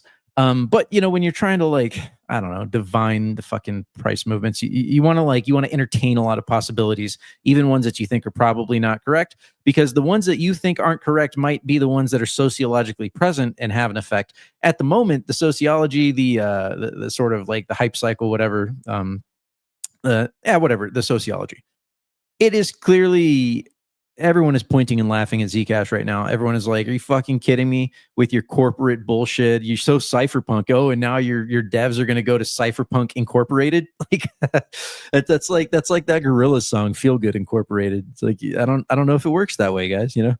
And that song was kind of satire, by the way. Anyways, so this chart looks really bad. If it breaks down any further, then you can basically write off the Zcash pump as effectively being over. If this thing breaks down from these orange bands right there, that's pretty bad. And then the only next spot that they might be able to find a hope of salvation would be at the $300 level. I'm not sure that would actually. I'm not sure that would really hold either. Anyways, so how are we looking at this? Okay, so obviously there's the case that the devs, there's been conflict for maybe years now, and it finally blew up and it got to a breaking point, and then they all walked out. They said, okay, we're done. That would be pretty bad, right? That's like a bad kind of thing for your coin. That's bad PR. That means there's conflicting people trying to be in control of the coin. Whereas Monero, we kind of like, since we already recognize a form of anarchy in terms of the Monero development, everyone is kind of like, it's interesting because once you accept that premise, you actually learn how to negotiate in a way that makes a lot of sense, because you say, well, there's no one here to lead the shit. There's no one here to make an authoritative decision. We better figure out how to negotiate with each other. And that also works in real life, guys. That works in politics too. Yet I digress. The other way that they might try to spin this, look for it ahead of time, is that they needed to dissolve this sort of like corporate baggage that they had, and now they're going to be cypherpunks. Right now they're going to organize the coin in a way that's in the development in a way that's more true to the ideals. Right. I'm not sure if they're going to go for that narrative. They've lost the opening salvo. Right. They've lost that. So it's going to be hard to sort of pivot that. But these guys also have no shame. So that might not stop them. Anyways, the point is that overall, in terms of the sociological news cycles event, everyone is looking at Zcash saying, no, this is what a fucking joke. And we all kind of knew it already, except for like the boys that they convinced in Solana, the DGen boys, to try and, do a privacy. Anyway, so if this thing drops next week below our standard deviation lines here, you can count on that it's going to end up doing something like that. So, not looking good for Zcash. All right, moving on. Minotari still trying to find a bottom. Still, I said maybe, hey, this is the bottom, but shit, guys, I don't know. It looks like it wants to go further at this point. It needs to stop here now immediately and go towards the upside. If it does, could be a good signal that a bottom is more likely. But if it crashes again, then you'll just, I don't know. Like I said, if you bought it, you have to write it off. And that's how I buy these new coins. I buy a little bit and I say, if it goes to zero, fine. I accept that. I threw some spaghetti at the wall. Most of it's not going to stick. Some of it will.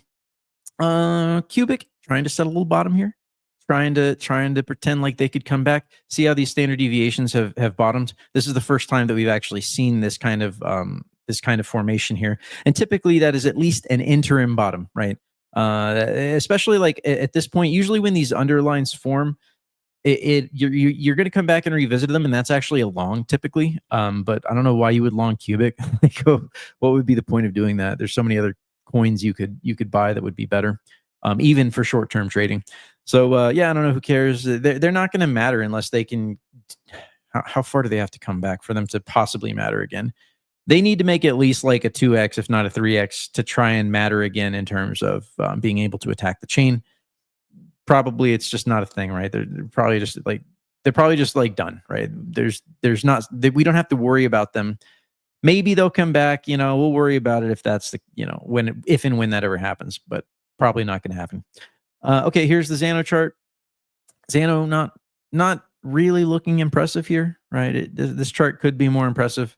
All right, that's Xenu.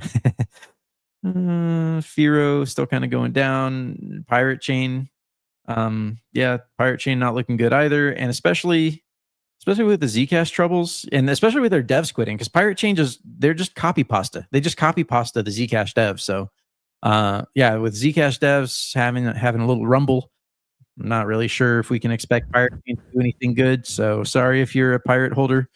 Our matey, you don't got no booty at the moment. So yeah, it's interesting seeing that play out, because that was one of the reasons. It's like, why would you use Pirate Chain? They're fully beholden to Zcash, and at that point, you might as well choose to use Zcash.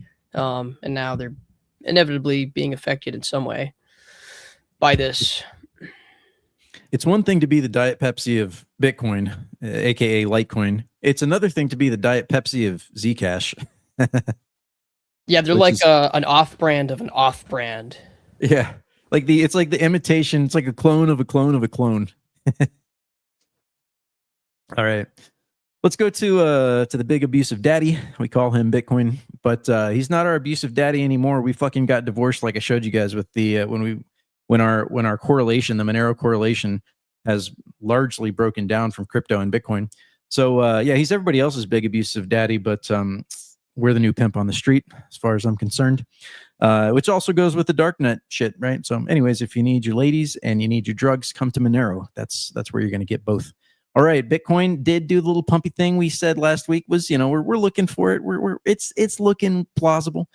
It sounds, and I need to verify this. I didn't verify this. Maybe I can do it right now as I'm talking. MSCI. It sounds like they made their decision and they actually decided. I think it was on Polymarket. They decided not to declare Bitcoin treasuries companies as funds instead of companies. Right. So again, just in case you've missed it, Morgan Stanley runs an index company in which you get this index effect. If a stock gets added to an index, a major index, then that index has to buy that stock to keep their balance. And buying that stock drives the price up, which causes it to become listed on more indexes, which have to buy the stock, which drives the stock up. So it's called the index effect. It has happened for MicroStrategy. That was one of the effects. But so they were supposed to release a decision on whether or not they should regard companies holding 50% of their treasury as cryptocurrency as funds and not companies. And I think they decided not to do that. I think that was a big Polymarket thing. Let's see if I can. I can't believe I forgot to do this, because I saw it and I was like, oh, cool, okay, that means things should be going up here. But let's see if we can grab a quick answer. I just asked Duck. It's generating an answer right now. We're just gonna believe whatever it says. Global index. Yeah, okay. MSCI decided not to exclude digital asset treasuries companies. All right, so that was just kind of like a double check, because I had seen that, but I hadn't double checked myself, which is important to do in the age of fake news. Anyways, Bitcoin probably going up, guys. Number going to go up here. Bitcoin is going to make another run at the all-time high on this information, on this news. Does that mean it's going to do it this week? No. Does that mean it's going to do it this month? No, not necessarily. I don't even expect that it has to pump quickly. It could, right? That's not an outside possibility. That's a very reasonable possibility. With this decision that Bitcoin could find its wings and pump. At the same time, we have seen about 25 to 30 weeks is usually the gap that we have seen lately between all-time highs in Bitcoin, in terms of this bull market, and even in terms of previous action. So let's go to the weekly, just so that we can get a better feel for what I'm talking about here. Let's just take a look at this bull market. So let's go here, all the way back to 2023 when Bitcoin came out the bottom, of the hole. And okay, it got back to all-time highs, but what I want to see is a convincing break of of what was effectively a pump. And that took about 28 weeks before Bitcoin made a convincing break. Same thing over here, right? We had a pump, and then it took 34 weeks before Bitcoin made a convincing break to new all-time highs. And then finally, most recently here, we had in the end of 2024, so about a year ago, before we had a convincing break to a new all-time high, took 29 weeks. So that pattern seems pretty reliable to me. If that was the case, if we were going to try and say that, we would probably measure from June of last year, July of this year, or last year, 2025. And if we were to go 30 weeks, or 34 weeks, which was the longest, it could take until March, right? Maybe it takes until March until we see another convincing all-time high. If it was 25 weeks, then we would actually be seeing this thing, potentially this week. So we're kind of in the zone. I think Bitcoin is very likely going to set a new all-time high here. And we're in that zone for where it could happen. Doesn't have to happen, doesn't have to happen next week, doesn't have to happen this month, but this chart is likely going to start making its way towards the upside. You got some bands, you got some levels, these orange guys right there. You'll notice that's where the pump got stopped out. That's actually really healthy, guys. You don't want to just smash through that typically. You want to set some, we talk about this, right? You guys have heard me say this all the time. You want to see good, steady price gains, establishing, touching resistance, pulling back, establishing the resistance as the new level, and then going higher, right? And Bitcoin, especially with it being a much larger asset class now, you kind of want to see the same from Bitcoin. And in fact, the way, the nature of how this bull market has unfolded with these like very narrow pump moments where like in the course of a couple weeks it just pumps up and then does nothing. It's like that's kind of in my thinking, there's a probability that the people that manage these pumps and the timing of them, they probably do that to try and keep you in the coin, because you don't know when the next pump is coming. So you got to stay in the coin so that you don't miss out, right? You could miss out at any moment if you sell your coin. Don't sell, because you could miss that very narrow 1 or 2 week window. And okay, that makes sense. Anyways, so yeah, probably Bitcoin's going to beat this level and find some other level. I don't fucking know. I haven't looked at it. I don't care. But the point is, because I don't even like to trade short term, right? The last time I traded short term, I got wrecked live on the air. I told you guys do this, and then it failed. So that's why I'm a long-term trader, guys. I want to understand what the macro looks like, what the bigger trend is, and I just want to get on the right side of that trend and then sit tight. I can work on other projects instead of having to fucking look at charts all day long. So I recommend that all of you do basically the same. Like, just get on the right side of the trend. Don't day trade. Like, I mean, if you like doing it because it's fun, then sure. But anyways, right now the trade is up, right? Bitcoin up, Monero up. Things looking good, as long as we don't get any macro crash signal signs. Bitcoin Cash also, that chart looks really good. We don't have to look at it here, but Bitcoin Cash has a very nice chart. That thing's probably going to break out soon. So you could probably get in on the Bcash trade if you were trying to catch some gains, whatever. But anyways, Bcash and Monero showing better Z scores than everyone else. Tron, that makes sense actually. Tron is a big USDT conduit, a big Tether conduit. So if Tron is moving towards the upside, that probably means that that there's activity on that chain. I guess, I don't know. That's maybe a bit of a dubious inference, but anyways, let's take a look at the Bitcoin dominance. Oh yeah, that's what I'm talking about. So this actually looks pretty good in my mind. The fact that the Bitcoin dominance hasn't really shown itself to be breaking higher at the moment. I would say technically this is a neutral chart. It could break either way, but if Bitcoin starts going up and the rest of crypto starts going up faster, and this chart ends up down here in this zone, that's actually a really good sign that we're going to get a gently, mildly continued alt season, which is kind of like, that was kind of the consolation prize that we talked about for a couple months here, that the alt season is not really going to be like a sharp, quick event where you get your 10x gains, where Zcash is just one of many 10x gains, right? Like, or 20x gains, whatever. That more likely, if we're going to get an alt season, it's going to be a longer, extended, protracted alt season. And that makes sense even in the fundamentals, that Bitcoin's got this like big headliner thing. It's got the boomers now, and it's got the stocks and the institutional, but like at the same time, did they scale? No, not really. They like scaled in fantasy land. They like they hallucinated scaling without actually scaling. And they have a solution that's like not actually. Anyways, we don't got to bash on Lightning. Everyone here knows. But anyways, the problem is that there's only so much speculative value, speculative appetite that the market has for number go up things that you just hold on to and don't do fuck anything else with.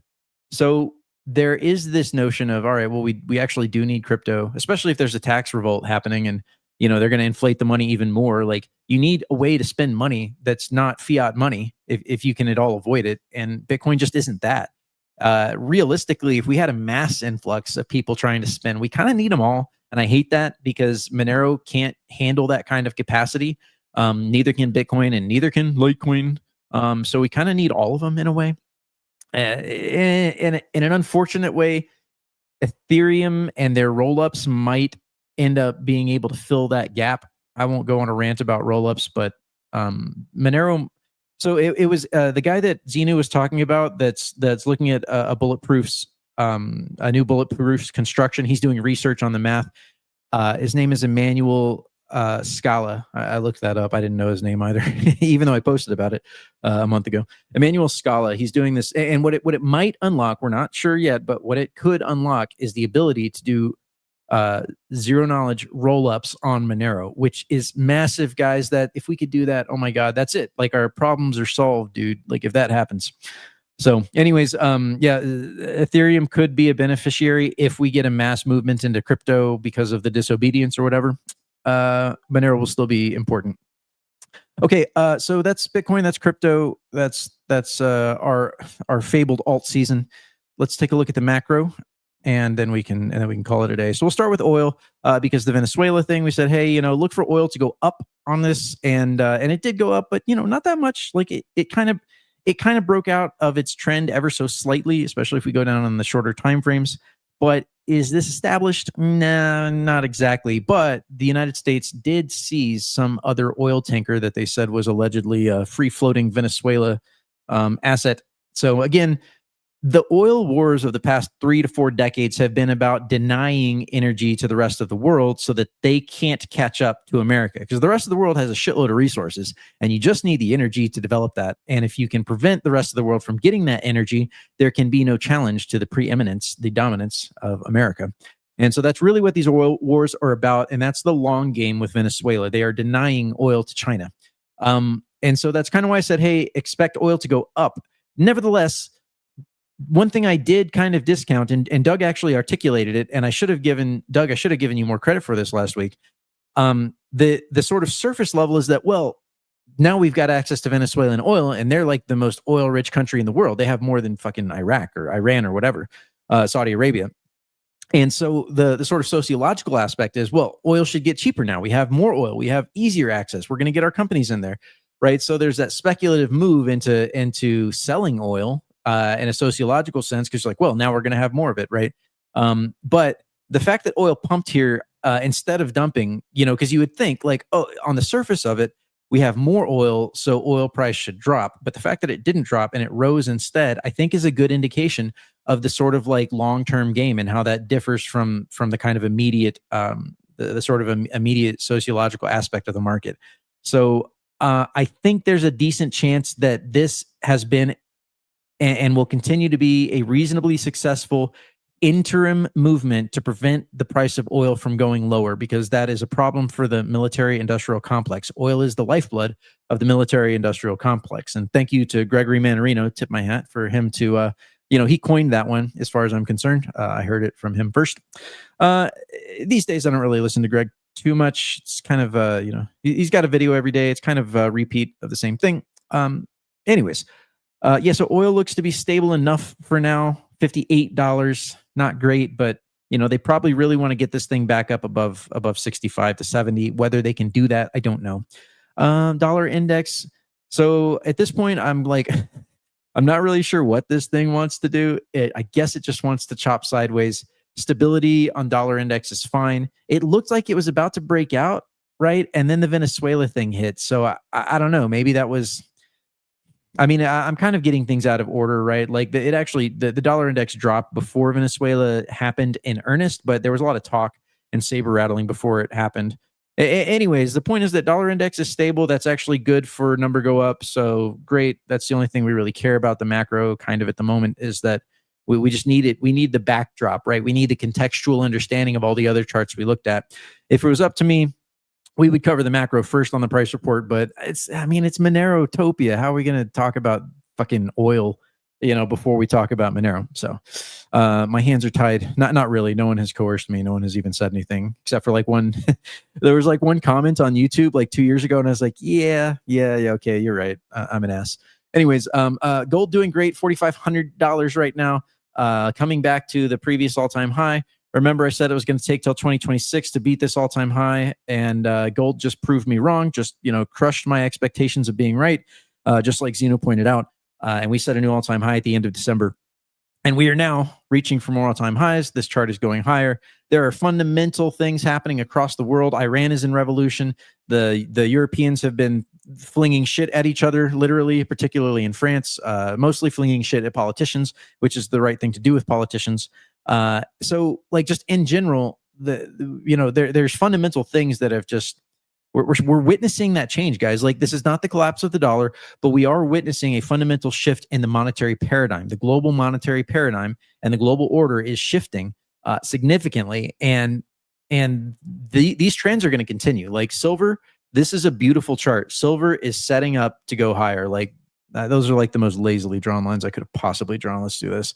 Silver looks something like this. We could probably draw some lines, right? So again, just dubiously playing around with some lines.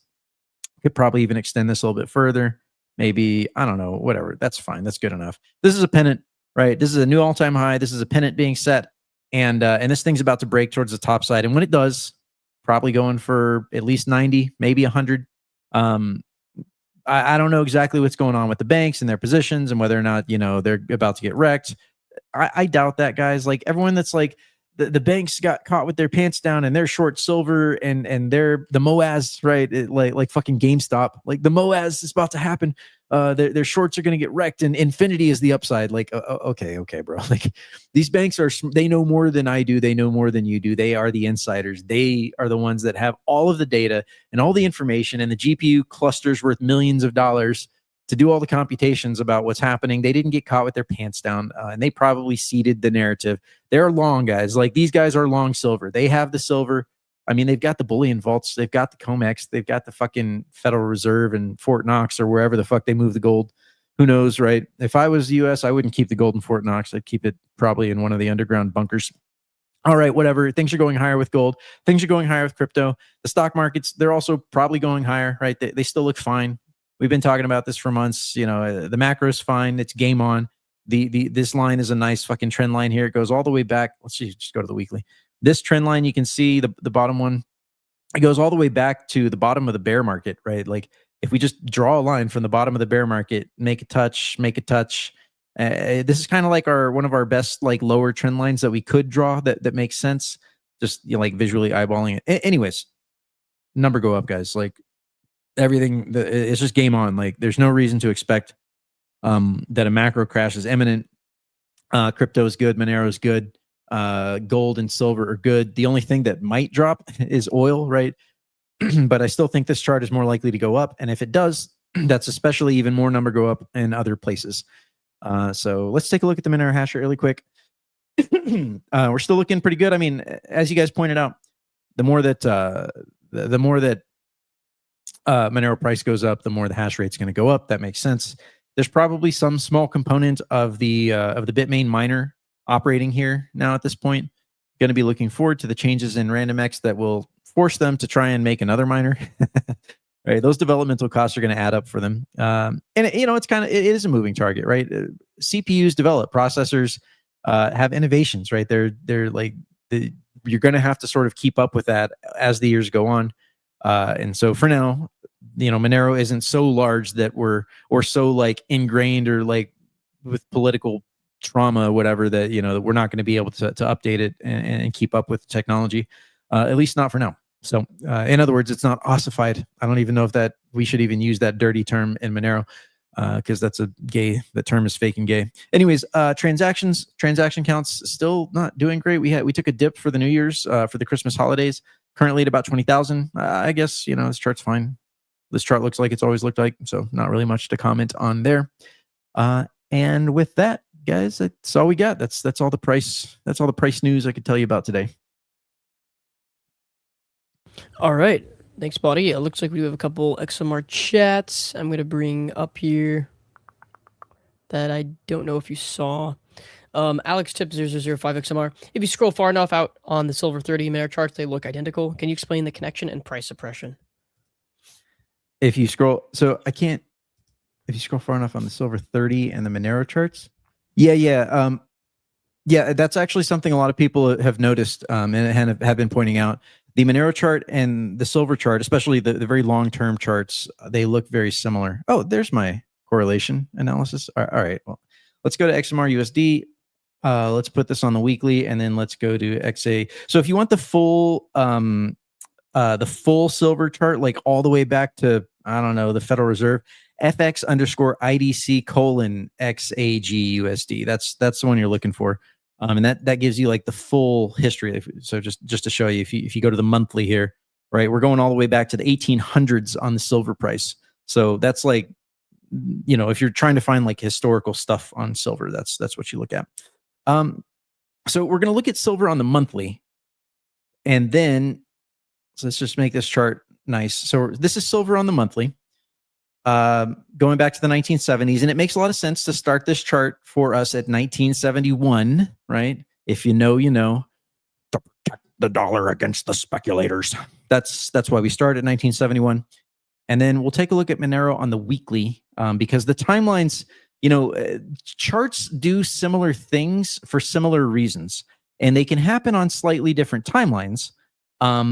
But they do similar things. They print similar patterns, and this is why you see people talking about chart patterns, because the reasoning, like the fundamental reasons behind why a chart pattern looks a certain way, is often for very similar reasons, and that's why they tend to resolve statistically, resolve in a particular direction when certain patterns set up. And it's kind of like this. Well, it's what we've seen before. So let me turn off all those lines, because those lines are just distracting. Sorry, I probably should have chosen a different template to do this analysis. So you can kind of see it here, where silver has this big run up. This is the 1980 run up after they cut the gold standard, after they severed the dollar from the gold standard, which of course also has effects on silver. Anyways, big run up. This is kind of like Monero when it launched.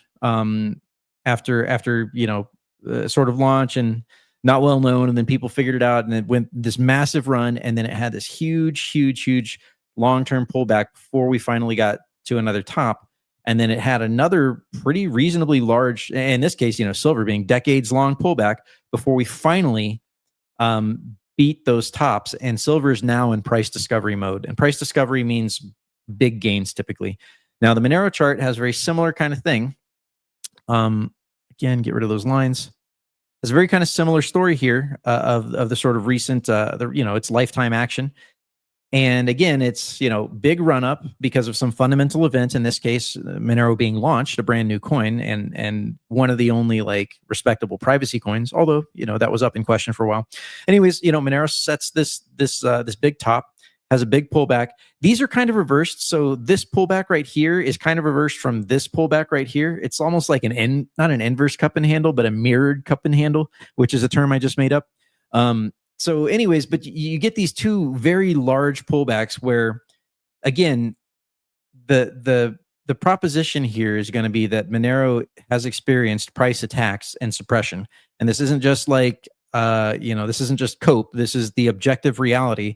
And the evidence, this is what the evidence says as far as we can all put it together, in my honest, level-headed best to try and understand what the evidence says.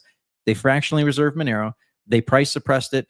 They pumped a whole bunch of their other garbage crypto prices, which have no bearing on reality of what those coins are actually used for.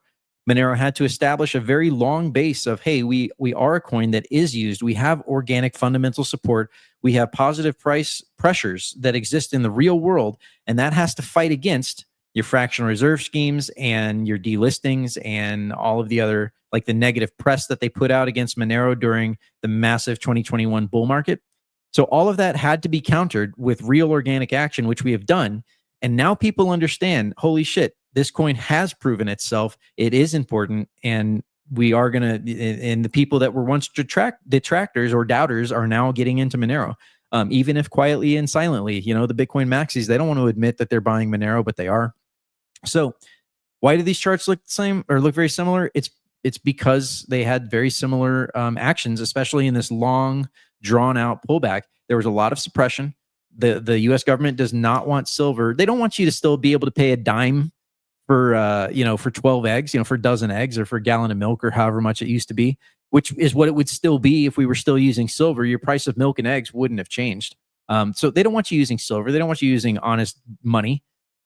So they suppress the silver price, which is so. Anyways, hopefully that makes sense. That's probably the sort of very elaborate, long-winded reasoning for why these charts have a very similar feel to them. Maybe not perfectly identical, but very, very similar feels. So, all right. Hey, buddy, can you take a look at Litecoin? We have them participating in the conference, Mimblewimble. I see a lot of people talking about how that's been suppressed for a long time. Curious. Litecoin has not been suppressed, bros. I'm sorry. Anyone that says that is just that is cope. There is absolutely zero evidence to suspect that the coin that got listed on Coinbase, that Charlie Lee created this coin while he was the CTO of Coinbase, the chief technical officer, and then Coinbase got fined $6-point-something million for creating wash trading bots to fake adoption of Litecoin, and then he dumped his stack on the market Like this coin is a corporate suit coin if there ever was one. Yeah, they got the Memble Wimble and okay, it's cool. And the tech is cool, but I regard it like Zcash. Like, yeah, your tech is cool, but your coin has all of these like influences that I just find them to be slimy, grubby. Litecoin is currently from a chart perspective. Yeah. From a chart perspective, Litecoin you would say is probably in this. It's in this zone where it's like it's just in this stable zone, and the volatility is compressing. So you can very clearly see it, right? The peaks are getting lower, the dips are getting higher, and maybe at some point this coin wants to break out, right? Maybe at some point this coin is going to make a break towards the upside. That wouldn't be out of the question, right? Like if we get a big influx of adoption, and all of the chains have to sort of together bear the load of digital freedom money because maybe there's not enough capacity on any one chain. Maybe Litecoin becomes significantly more used, right? And then there's a break that could happen. Let's take a look at the wave magic because they probably want to see the wave magic. They're asking that question. So yeah, you can see the exact same story here with the wave magic. You've got the standard deviations, and they have been a fairly reasonably reliable sort of limiting location. Limiting areas where the price is experiencing less and less volatility. And then eventually that volatility is going to break one way or the other. Now, I drew it out here all the way to like 2027. It doesn't have to do, like, it could literally just do that. Or maybe it could do that. I doubt it. I doubt that Litecoin just shits the bed. But if I'm wrong and the bull market's over and Bitcoin is not going to an all-time highs and Bitcoin starts falling back to, Xenu's 40K target, Litecoin's going with it. If that happens, this chart is breaking down and Litecoin is going down with Bitcoin. So, yeah, that would be I wouldn't expect Litecoin to have any major price movements between now and Monerotopia. Maybe it could be at like the $100 level. That could happen. All right. Good stuff. Good stuff. And then, sorry, we have a couple more. Yeah, I'll try and power through these and not be so long. Another one from Moonboy. Stop it with the censorship. My last message about fiat started with an F and then came U, and then there was a C followed by a K, but it was displayed as some stars. You have some automatic thing replacing forbidden words. I think it's automated on XMRchat. I don't know how that works or what words, but yeah. I mean, it's YouTube. Like, yeah, it's YouTube, so it's, yeah. You gotta not that we want to kowtow to the corporate behemoth, but you don't want to get delisted from YouTube. So, but he says "Fuck fiat" just to put it in some other. So it doesn't. Maybe there should be an option to disable censorship of words on XMRchat. I don't know. But yeah, pi bar tipped 00314314314 XMR. When it comes to alts, do you still think Tau is a good altcoin in terms of NGU and roll over to XMR? Or are there better risk/reward options at the moment, or AI not a good play right now with the changing? Also, could you look at the XMR Soul chart? Lots of requests. Yeah. So okay, the Tau chart, this chart is eventually going to make a new big all-time high. I don't know when. Now, in a more general sense, I haven't been scavenging the crypto sphere for the latest potential 10x, right? I haven't been looking for that one.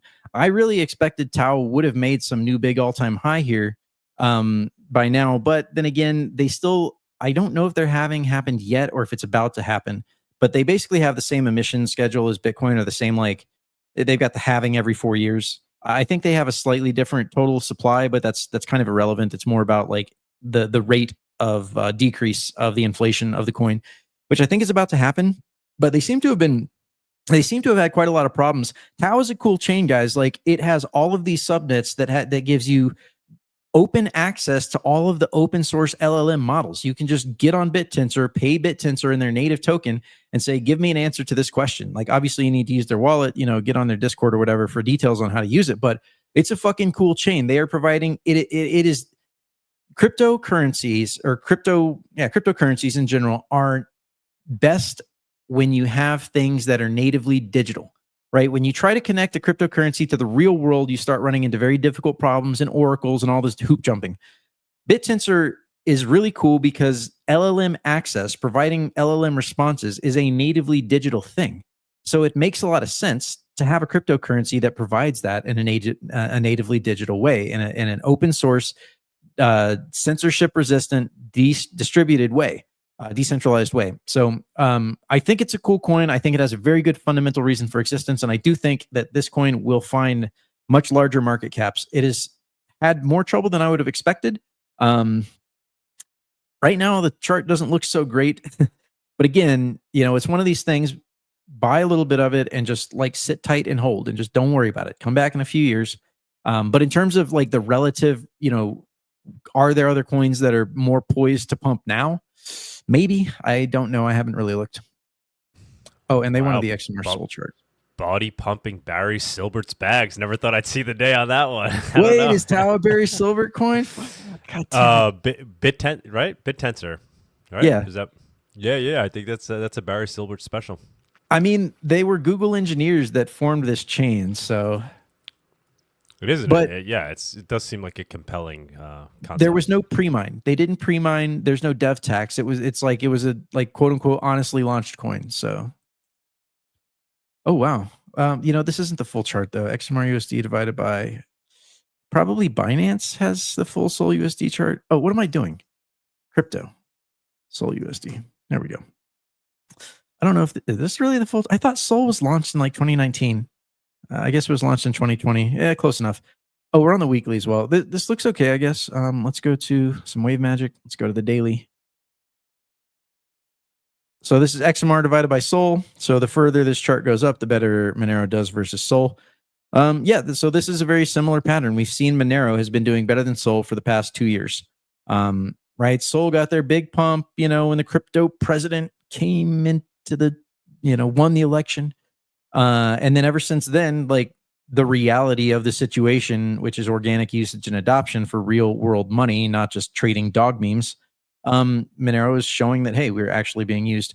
At this point, you would basically expect this chart to shoot for the a ratio of about 6 in terms of the technical analysis, which would be about 50% higher in the Monero price, or all other factors being equal, or 50% lower in the Sol price. Take your pick. Maybe a combo of both. But at that point, probably there will need to be some, some kind of like, again, establishing a level, some kind of resistance level. Maybe we get to this level and then crypto takes off. Maybe the alt season starts happening, say February, March, and then this chart takes a bit of a pause. Anyways, very speculative, but yeah, hopefully that's the full request filled for PyBar. And then he sent one more. Is the fact of the timing of Venezuela an indication that they want to at least temporarily save the market, so they're pushing for a bull market over the next months rather than wait for a brief crash to recover? Yes.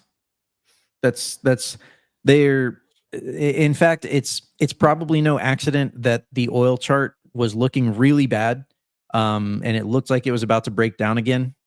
And then they did the Venezuela thing. They were probably saying, we're going to do it. We're going to do it. We're going to do it. And they were using all their manipulation that they could to keep the market from crashing. And then at the moment that it was about to crash, they said, oh, invade Venezuela, right? Like, let's seize a ship. Let's invade Venezuela. And then let's seize another oil tanker. Right. They're trying to save that oil price from going lower so that they can prevent maybe some other macro crash. But for now, I trust them. I believe them that they're going to do what they need to do to save this chart from crashing. At some point, they're going to let that steam valve blow, and there's going to be a macro crash, but it's just not right now.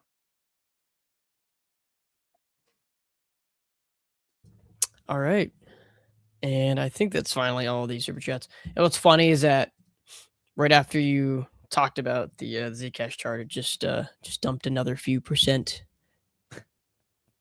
They're all the fucking all like Mert. They're all watching the price report. They're all they're like, oh shit. Fuck, it's over. Bawdy said it's not looking good. The chart crashed because I said so. This is true. That's how thin those markets are. You know what? We're gonna have to stop. I'm gonna have to stop opining on the Zcash chart because I don't want to be the reason that this thing crashes. Does a round trip all the way to the bottom. Or you're gonna have the Winklevoss twins on your ass. Shit. And there's 2 of them, I'll have to like practice my MMA even harder to have a hope against those tall motherfuckers. And also they got a lot of money. So fuck, I'll have to move from Mexico to Argentina to escape their corporate reach. All right, anyways. Yeah, this chart's done, guys. That's really bad. The fact that it just dropped while we were talking, it's done. I don't know if I'm going to say this chart is round tripping completely at this exact moment, but this chart, that's bad. Like if once this chart breaks down, like you're probably looking to go back to easily like $130. Maybe if they're lucky, point there, maybe that'll hold a little bit. Was that 300? Yeah, there is a possibility that 300 could hold, but it's a very light. I mean, in terms of the TA, right? And when we're talking about a coin that smashed all TA levels for no fucking reason other than it was the cabal wanted it to, TA does less. TA doesn't do as much for you, but now it's going to smash all the TA levels in the opposite direction. That's like true. Like that's what happens when you don't respect levels on the way up. You don't respect them on the way down. It's a very common thing. All right. Anyways, thank you very much, as always, Bawdy, for this extended price report. Good to see you on the show. I know you're always working on Cake Wallet, so. Oh yeah, and we're cooking up some stuff that that'll be out hopefully soon, and I'll do a big presentation about all of it at Monerotopia as well. So, but yeah, I think we're going to move on to viewers on stage now. Is there anything you want to bring up, Doug or Bawdy? Yep. All right, viewers on stage. Oh wait, actually, I almost skipped the news. Sorry, guys. Viewers on news. Viewers on news. I'm glad I caught myself before playing that. For some reason, the news totally slipped my mind this week. So let's go ahead and do that instead.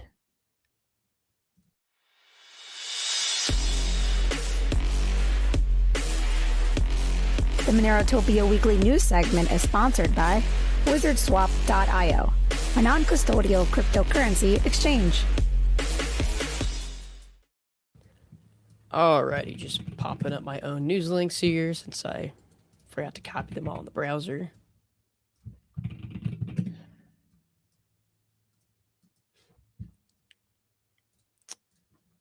Okay.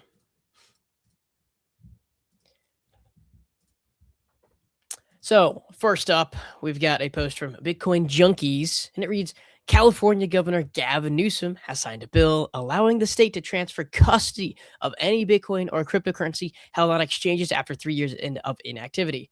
Under the law, inactive accounts on centralized exchanges are classified as unclaimed property. That's pretty interesting. And I guess this is kind of more of the ways in which the government will get your Bitcoin. It's not them buying it, it's them finding more ways to steal it from people. But I guess if you're leaving your crypto on an exchange, in a way you deserve it. And this will only go to further promote people to use non-custody. So yeah, not good, but more people will have to continue pivoting to non-custodial solutions like Cake Wallet to secure your crypto in the way it was supposed to be secured. Next up, we got a post from L0la L33tz, and it reads, fake news.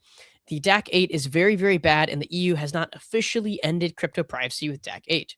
And it is most certainly also not the definitive end of anonymous crypto holdings for every resident in the member states. The DAC 8's main risk stems from its automated international information exchange. This means that if you are a citizen of a country with a questionable human rights record, like the UAE or Turkey, who are both signatories to the CARF, which governs DAC 8, the UAE and Turkey will automatically be informed of all transactions you have made abroad. Non-custodial software, which you should be using if you want privacy in the first place, remains completely unaffected.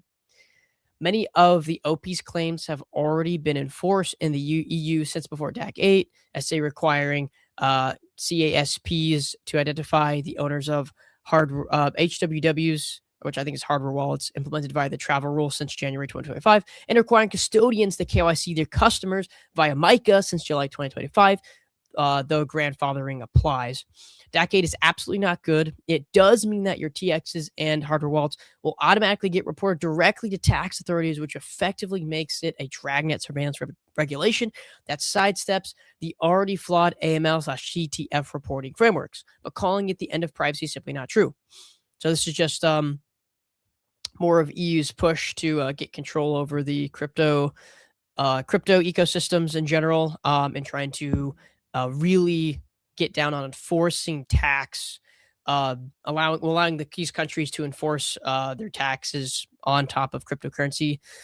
And it's starting to dig a little bit deeper, but also, once again, making non-custodial look better and making privacy even more important with things like Monero, and going to show that, having a hardware wallet solution like Cupcake, which uses a phone, is going to be less assuming and might even be better in a lot of situations, especially when traveling, for storing crypto on there if you have to, instead of using a dedicated hardware wallet, which are more targeted, which people know what they are, which is easier to run attack you for. So moving on, we got a post from Red Wave Press, and it reads, Treasury Secretary Scott Bessent, there's something called a suspicious activity report if a certain amount of money gets wired overseas. So we're lowering that to 3K. And we're also targeting the our counties here in Minnesota. We're going to be doing enhanced surveillance from now on. Anyone who wired money out from one of these money service businesses has to check a box saying whether they're on public assistance. If you're on public assistance, we're going to start pushing that you can't wire money out of the country. Our generosity has been taken advantage of. If you're wiring out of country, you're either getting too much and your benefit should be cut, or you're part of this conspiracy. Where did that money come from? We're going to find out. And here's a video of him talking. We are going to put in what we call a geographical targeting order. So there's something called a suspicious activity report if a certain amount of money gets wired $10,000, right? So we're lowering that to $3,000. Oh, good. And we're also targeting the 2 counties here, and we're going to do enhanced surveillance. And from now on, anyone who wires money out from one of these money service businesses has to check a box saying whether they are on public assistance. And if you are on public assistance, we are going to start pushing that you cannot wire money out of the country. Oh, gosh. Well, what if they lie and they don't tell us for public assistance? Well, then that's a crime, lying on a federal form. We're going to follow it up, and we are going to push that you can no longer do that. The American people, our generosity has been taken advantage of. Our generosity is funding Al-Shabaab, in Iranian interest, it could be. Well, the money. I mean, this is really bad. The money is supposed to go for alleged asylum seekers and their families and children. And if you are wiring the money out of the country, one of 2 things must be true. You are getting too much money and your benefits should be cut, or you are part of this conspiracy. Where did that money come from? We're going to find it out. That's what Treasury does. IRS has a group called Criminal Investigations. Criminal Investigations was the group who originally solved the fraud and brought all the charges to light here. We want people in handcuffs. We want this shut down. These money remittances places, you see them all over the city. So I'm guessing this is related to the recent news of the various counties in Minnesota that have a lot of money going to people who are allegedly like asylum seekers who are running like daycares and stuff and are sending a ton of money back home. I'm guessing a lot of that's related to.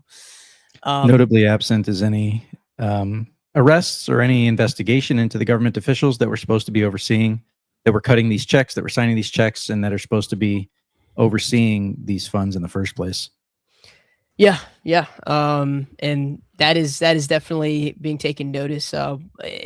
Once again, the meme of we're going to fucking do nothing seems to come to mind here.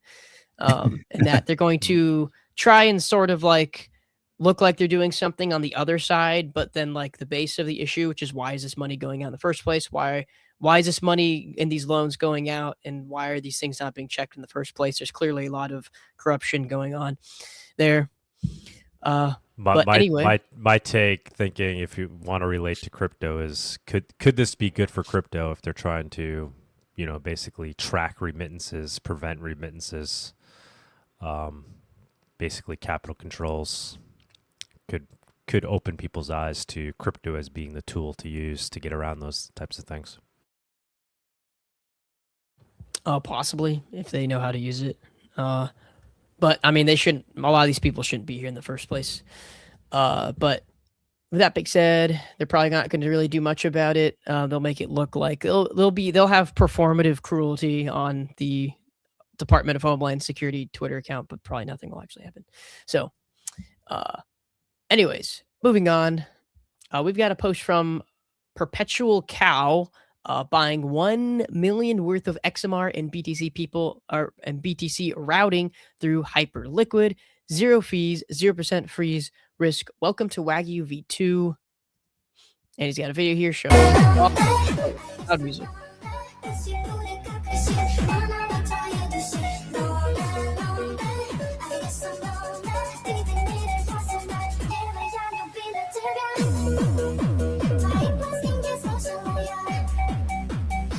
Yeah, what is going on with this thing? Is this thing a scam or what? What is going on with this?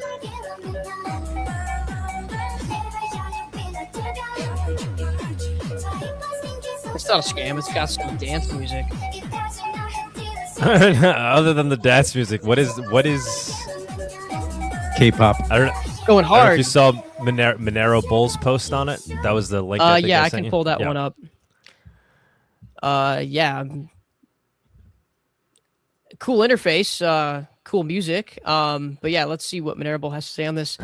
This guy claims no freeze risk, but is refusing to say where the XMR and his trusted bridge comes from. This is purely fake decentralization and buzzwords. I'd be extremely wary. Not to mention, guy came out of nowhere. Account created like 3 weeks ago. Wouldn't be surprised in the slightest if he exit scams as soon as someone attempts a larger swap. Bawdy, do you have any thoughts on this? It needs to be said just in general. This Hyperliquid swap, and yes, it is centralized, and yes, it's dependent on this guy who made it. But that's no different than any of these other decentralized swaps that you see. And okay, they all get rating, especially if you're on Trocador, they all get ratings and, they behave a certain way. But any one of these guys, any one of these centralized swap providers could just choose it, can selectively scam their customers at a low enough level that they still get high ratings and people still trust them. This was Binance's game for years and years and years, where they probably even statistically calculated how many people they could scam before it would become a problem. And this is what these unregulated exchanges, no KYC, right? That's what they do. They select, they very often, not all of them, but most of them have some level of selectively scamming their customers. So don't be surprised that this guy is exactly the same. Use RitoSwap instead.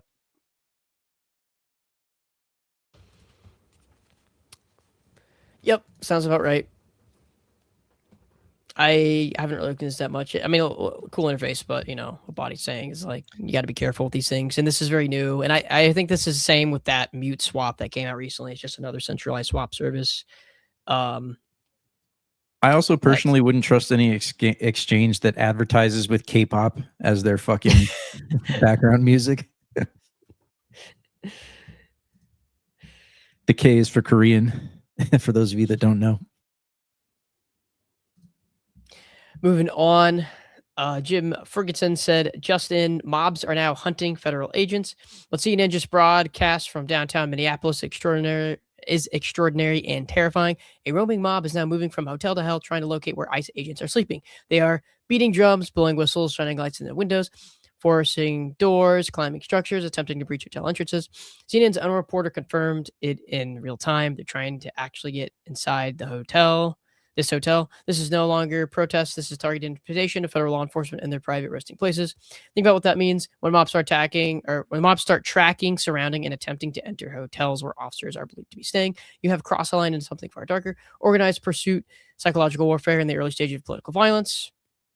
This is how law enforcement gets hunted. This is how ambitions begin. This is how a country loses the rule of law. This is happening right now in a major American city. And I'm guessing this video is basically what I just read. So, Laura, right now we are in downtown Minneapolis. We've been following this protest outside of a hotel where these protesters believe federal agents may be staying. And just in the last few seconds, it appears they're trying to get actually inside this hotel. You can see this ramp that they were all around me a few seconds ago, and now they're up this ramp. I can see a door open to this particular hotel, and you can see and hear how much noise they're actually making right now. Earlier, they were shining lights on some of the windows, truly making as much noise as humanly possible to this point, banging on drums, blowing their whistles out with their... So I guess there's some people targeting ICE agents, trying to track them around as they go around various counties and various states across the country. It's just me, or were there strong J6 vibes in that video? I can't tell simply because it's like 144p, and so the vibes I'm getting is just like low bit rate. This seems to me like the classic accuse the opposition of what you're doing. Like, I mean, if they want to remove the Somalis and send them back to Somalia, I'm all about it. But you know, you don't really like the thug tactics aren't necessary to do that. Like, you can do law enforcement within the bounds of due process and respecting American citizens, which they haven't been.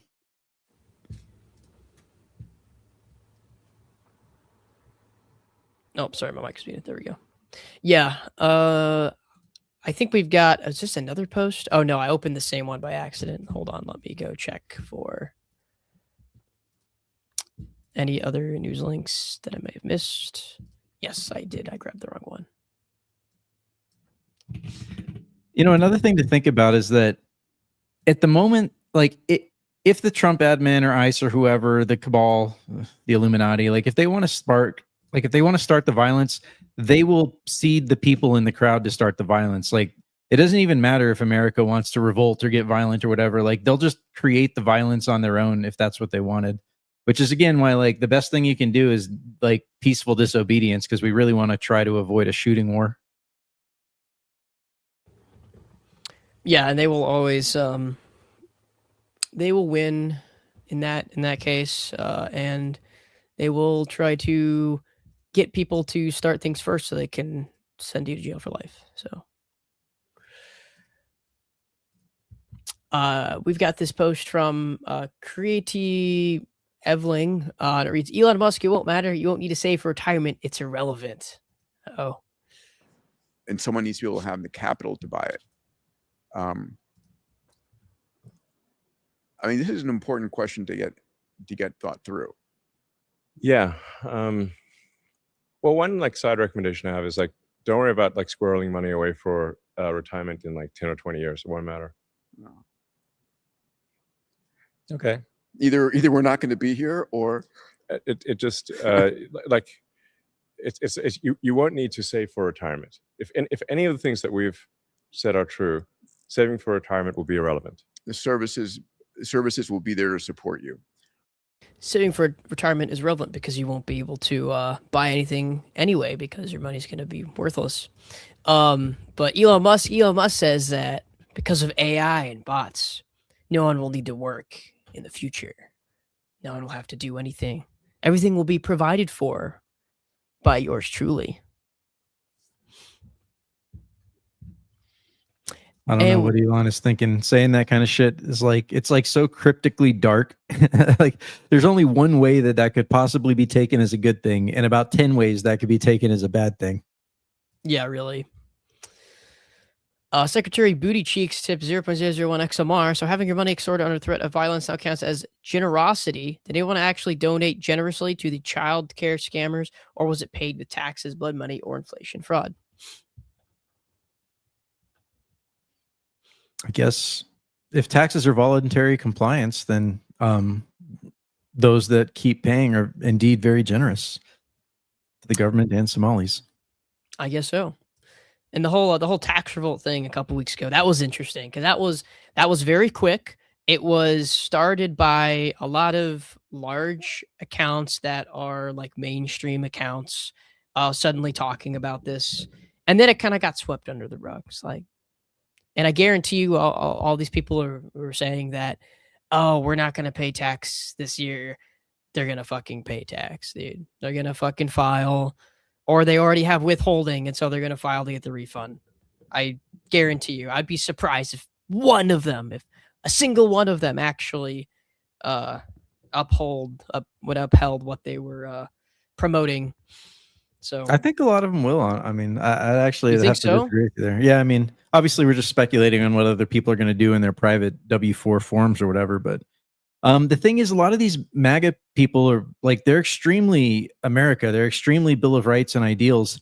And they're the kind of people that once you lose them, they're willing to actually take action. Like a lot of these people are like to the point that they would even potentially get violent. I'm not saying that they're ready to do that, but a lot of these guys really mean what they say. I think maybe not the big accounts. I don't know, but I think a lot of the individuals, medium-sized ones that are a lot more legit, but a lot of these big ones that were tagging along, they're total like fucking ops and they're total like grifters, and they're not going to do anything, and they will always vote Republican no matter what, and they're just useless. Yeah. There's kind of a question. Maybe there's two interpretations of what happened there. Either it was an op to try to get everyone like to find the people that are like openly confessing about not paying so that they can like target them, or they lost control of the algorithm during the holidays while everyone was gone, and then they realized what happened and they fucking put a cap in it. Yeah, and I mean, I don't know if it was an op, because like if you're a individual and you're small, it's like the rate of being prosecuted if you don't make that much money by IRS is like next to nothing, right? Now, that being said, I am a good boy. I pay my tax. Sorry, guys. Good boy. I'm a good guy. But like the actual chances of you getting trouble if you don't make that much money is incredibly low. Now, the longer you don't do that for, then like the more likelihood it is that you get selected. But once again, when you sign up to a company and you sign these forms, right, you are basically telling the government, you can rape me. It's okay. I am giving you legal consent. I'm a corporation. You're basically saying, even as an individual, when you sign these forms to get on payroll, you are telling the government it is okay. You are allowed to rape me. You're allowed to put me in jail. You're allowed to do whatever for me to pay these taxes, right? So that's you yourself basically telling the government, because income tax has been ruled inherently not constitutional by itself, but people don't realize that they're signing up for it, right? So there is one thing, like one angle to this that I find a bit useful. It's really hard to imagine that any like truly compromised account, anyone that's actually a Fed, it's really difficult to see them pushing the tax revolt, pushing, hey, disobey, fucking like disobedience is like the absolutely worst possible thing for the government, especially peaceful disobedience. It's so hard for them to stop that, especially when there's millions of people doing it. So a lot of these counts where it's like, okay, they were Feds or they were bots, or, you know, you might have suspected that, but then they're like, now they're like hardcore on the anti-tax movement, you know, like the stop paying movement, you know, they suddenly get a lot more credibility. Like, okay, you know, you probably, I believe you're not a Fed. Or yeah, I'm still not sure what to make out of it, considering how quickly just kind of people stop talking about it. But I mean, that's just kind of how a lot of these things go anyway, because it's social media. It's still bubbling. Like it's still there. It's at a much lower level because, you know, obviously shiny object, there's always the social pivot, but I see a lot of it on Instagram. So Meta finally caught up. You see a lot more of it on Instagram and Facebook now.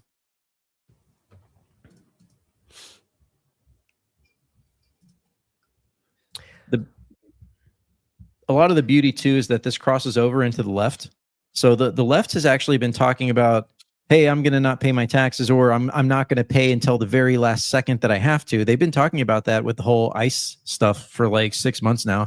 It's a bipartisan issue because they're mad at the government for different reasons. Yeah. You know, if that's what it takes, then all right, fine. Like maybe we can find some common ground that way. But that being said, I'm pretty sure Monerotopia does not advocate for any kind of evading of taxes. Everyone really uses that term, but we're just talking about currently going on things on social media. But anyway, insert like some quick clip from our other co-host. How do I forget his name? You know, like where the viewer's on stage, he's got like, please gamble responsibly. Oh, the XMR bar. Yeah. Yeah. It's like, please consult your tax attorney before making any decisions about whether or not you're going to pay your taxes this year. This position is not officially endorsed by Monerotopia. I have one more link here that I brought up. This was mentioned. I think this is posted by Frank from Webwipe, the same guy that's going to do the workshop at Monerotopia. We update our privacy meetup location for Charlotte, January 16th, 6 to 9 p.m., Tip Top Daily Market. We'll have special guests present on a few different privacy tools. So if you want to go to this privacy pop-up, I think there was an original post for this.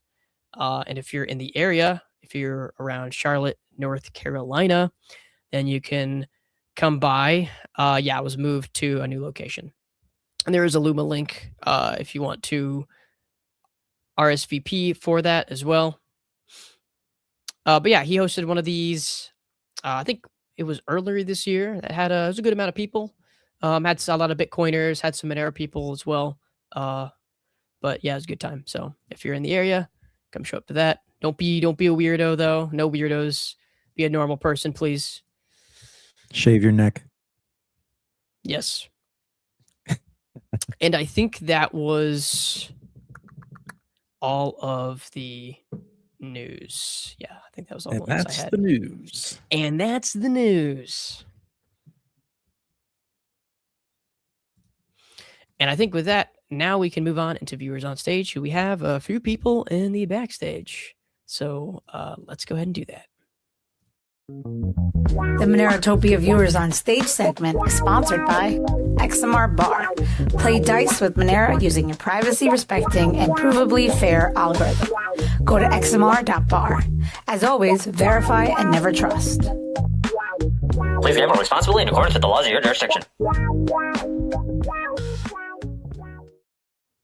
We're bringing everyone up. We got AK Anon, If Surfer, we got Remsey.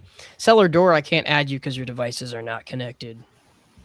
Something I found interesting this week is I was looking through the ReToSwap chat channel, and somebody posted that ReToSwap had 6 times the amount of Monero on their order books as Bisq did. So Bisq had 1 million worth of XMR, and ReToSwap had 6 million worth of XMR on their order books. That's the only number go up that matters. It's a lot. Yep. The liquidity go up. LGU, I like it, bro. Nice. Gonna use that from now on. Also, you guys did not read my super chat. I said hello to Xenu, and you guys did not read my super chat. How dare you? You must have been one that was right in the worst spot that there were so many comments in between. Well, I'm scrolling through. I don't see it still. I posted right as the show was starting, so like pretty much right at 11 o'clock. Oh, that's why. Well, there you go. Thank you, Shortwave Surfer. The anti-moon boy himself. Hello, Xenu. I think he's already left. So how dare you?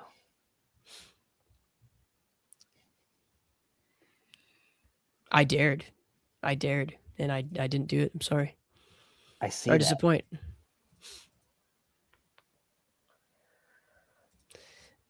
We got Minge as well. I don't know if you've been up here before.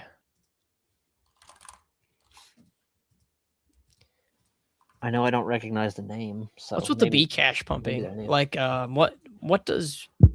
I know it's like the secondary Bitcoin, like more so than Litecoin. And it had at one point it was several $1,000s.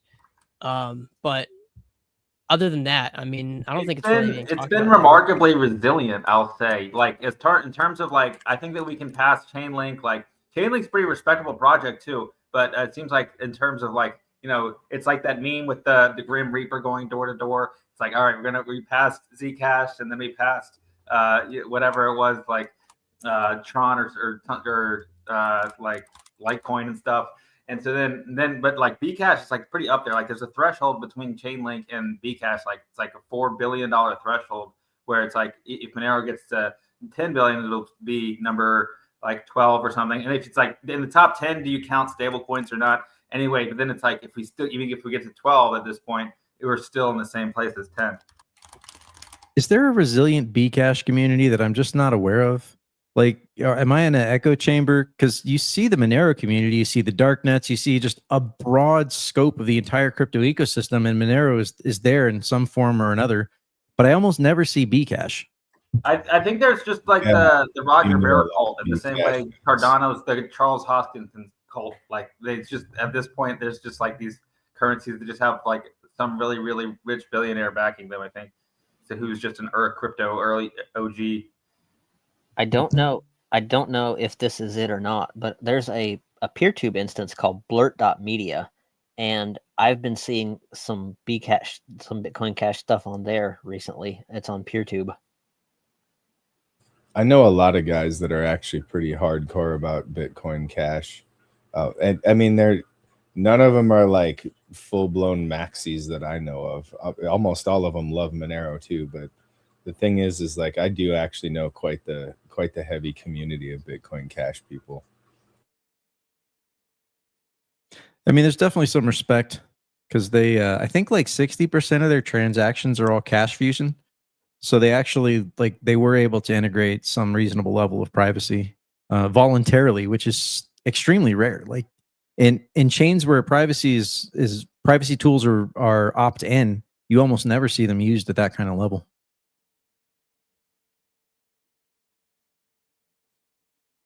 But yeah, the chart looks good.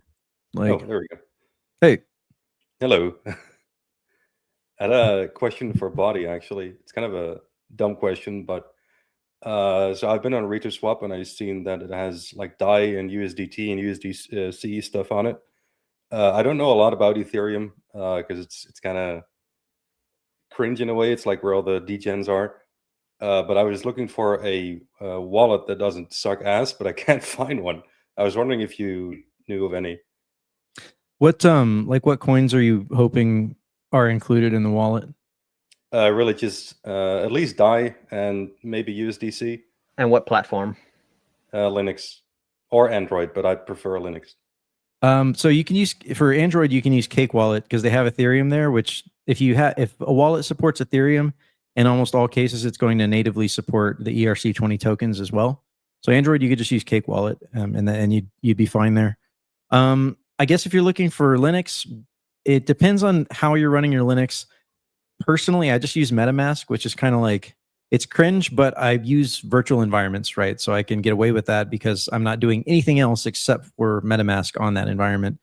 Hypothetically, maybe you could use... I'd rather it not be like a browser extension, though. Like I'm looking for something sort of similar to Electrum, like in spirit at least. Or like you Sparrow. Could use Cake Wallet Could you just use Cake Wallet on the Linux? experience is not as good as the mobile, but we do ship a Linux version. Yeah. Wait, did y'all get that fixed up? Because the last time I tried to use Cake Wallet on Linux, it was like, it just didn't work. What kind of package did you try to use? The flat pack or just the binary directly?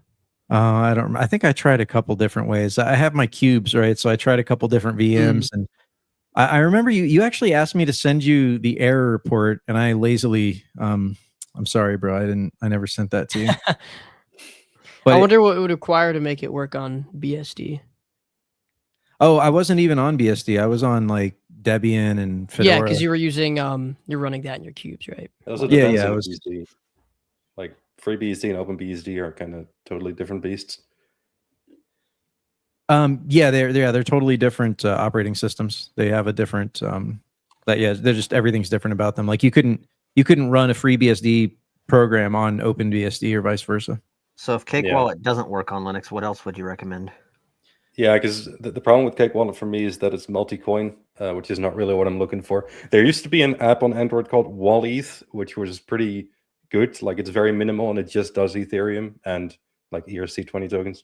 But it's completely dead and it doesn't work anymore. So I've had this same problem, man. Like Ethereum, they have browser extensions, and then you can get them on like Android mobile apps.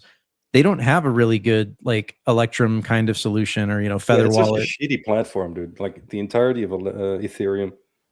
I was gonna say Unstoppable Wallet, but if you don't want multi-coin, that would be a problem because they have. Yeah, I tried that one too, and it's kind of a piece of shit as well. I think no offense, but it's just not for me. I want to say they have like, I can't remember. There's like a vault, or like there's like a couple desktop applications for ETH that you could hypothetically use. I want to say that I either tried it or I was gonna try it, and then I just got fed up and said, "Fuck it, I'll just use another virtual machine or something like that." They don't have a good solution. They don't. I tried Rabby Wallet, which is like sort of like MetaMask, but not as like Snoopy on what you're trying to do. But it feels very Chinese, so I'd rather not use that either. I mean, are you looking for something that you can? I mean, I guess I'm kind of snooping, asking. No, these feel questions. free. Are you looking for something that like is easy for transaction, for the secure in storage? Like, what's your use case? Yeah, just for well, actually both really. I'd like one where I can easily exchange in the same way that I would use something like Monerio or Monfluo, and something where I can just like non-custodially keep my coins. I know that like Ethereum is far from private in any sense, but to at least have some, you know what I mean. What OS are you running? Artix Linux. Arch, that's like a minimal distribution, isn't it? Well, it's like Arch but without systemd. So it's, if you consider Arch minimal, then yes, it's kind of not. But the distro doesn't really matter. I'm pretty experienced with Linux, so. The best recommendation I could give you then, man, is to spin up a VM. Like if you trust your computer in general, if you trust your host in general, man. But then if it's your daily, like I wouldn't store a lot of crypto on my daily driver is the thing. Yeah, no, I don't do that either. I have paper wallets. Yeah, I mean, I guess in lieu of really being able to say, here's a good Electrum-like solution, you know, or Monero GUI-like solution, I guess I would try and, you could even buy a cheap laptop, or you could get, you know, like get a separate cell phone. Yeah, right? But that's not really the problem, and I'm not going to store like millions of DAI anywhere. It's more for semi-trying it out and just being able to at least accept it, and to exchange it. But I would just use MetaMask. Yeah, one thing I'll shout out is Brave. I guess technically, I mean, it's a browser, so it's not technically an extension, but it is. I like Brave Wallet. It's pretty decent. They built it into the browser itself. I see. Yeah, I'd rather just use Cake Wallet at that point, but I appreciate it. Yeah, I was gonna say, like, embrace the suck. You know, like it's a theory. What do you expect? It's 2026. Yeah, you brought a tough question there, bro. Yeah. This is a problem I look at like once a year, once every couple of years. Be like, is there something? Wallet was so good, man. I used that like years ago, but it's completely dead. It's the only wallet that was actually good for Ethereum. I need to contact the guy. Maybe he wants to work on it again. Yeah, it's interesting how there's you can either get a desktop multi-coin wallet with ETH, or you can like just not have a desktop wallet for ETH. Like that's the only choice. They're also bloated. That's really my problem. Yeah, that's the other thing. That's why I say run it in a virtual machine, because like hypothetically, do you really want one of those multi-coin wallets running on your host system? Nah. Yeah, not at all.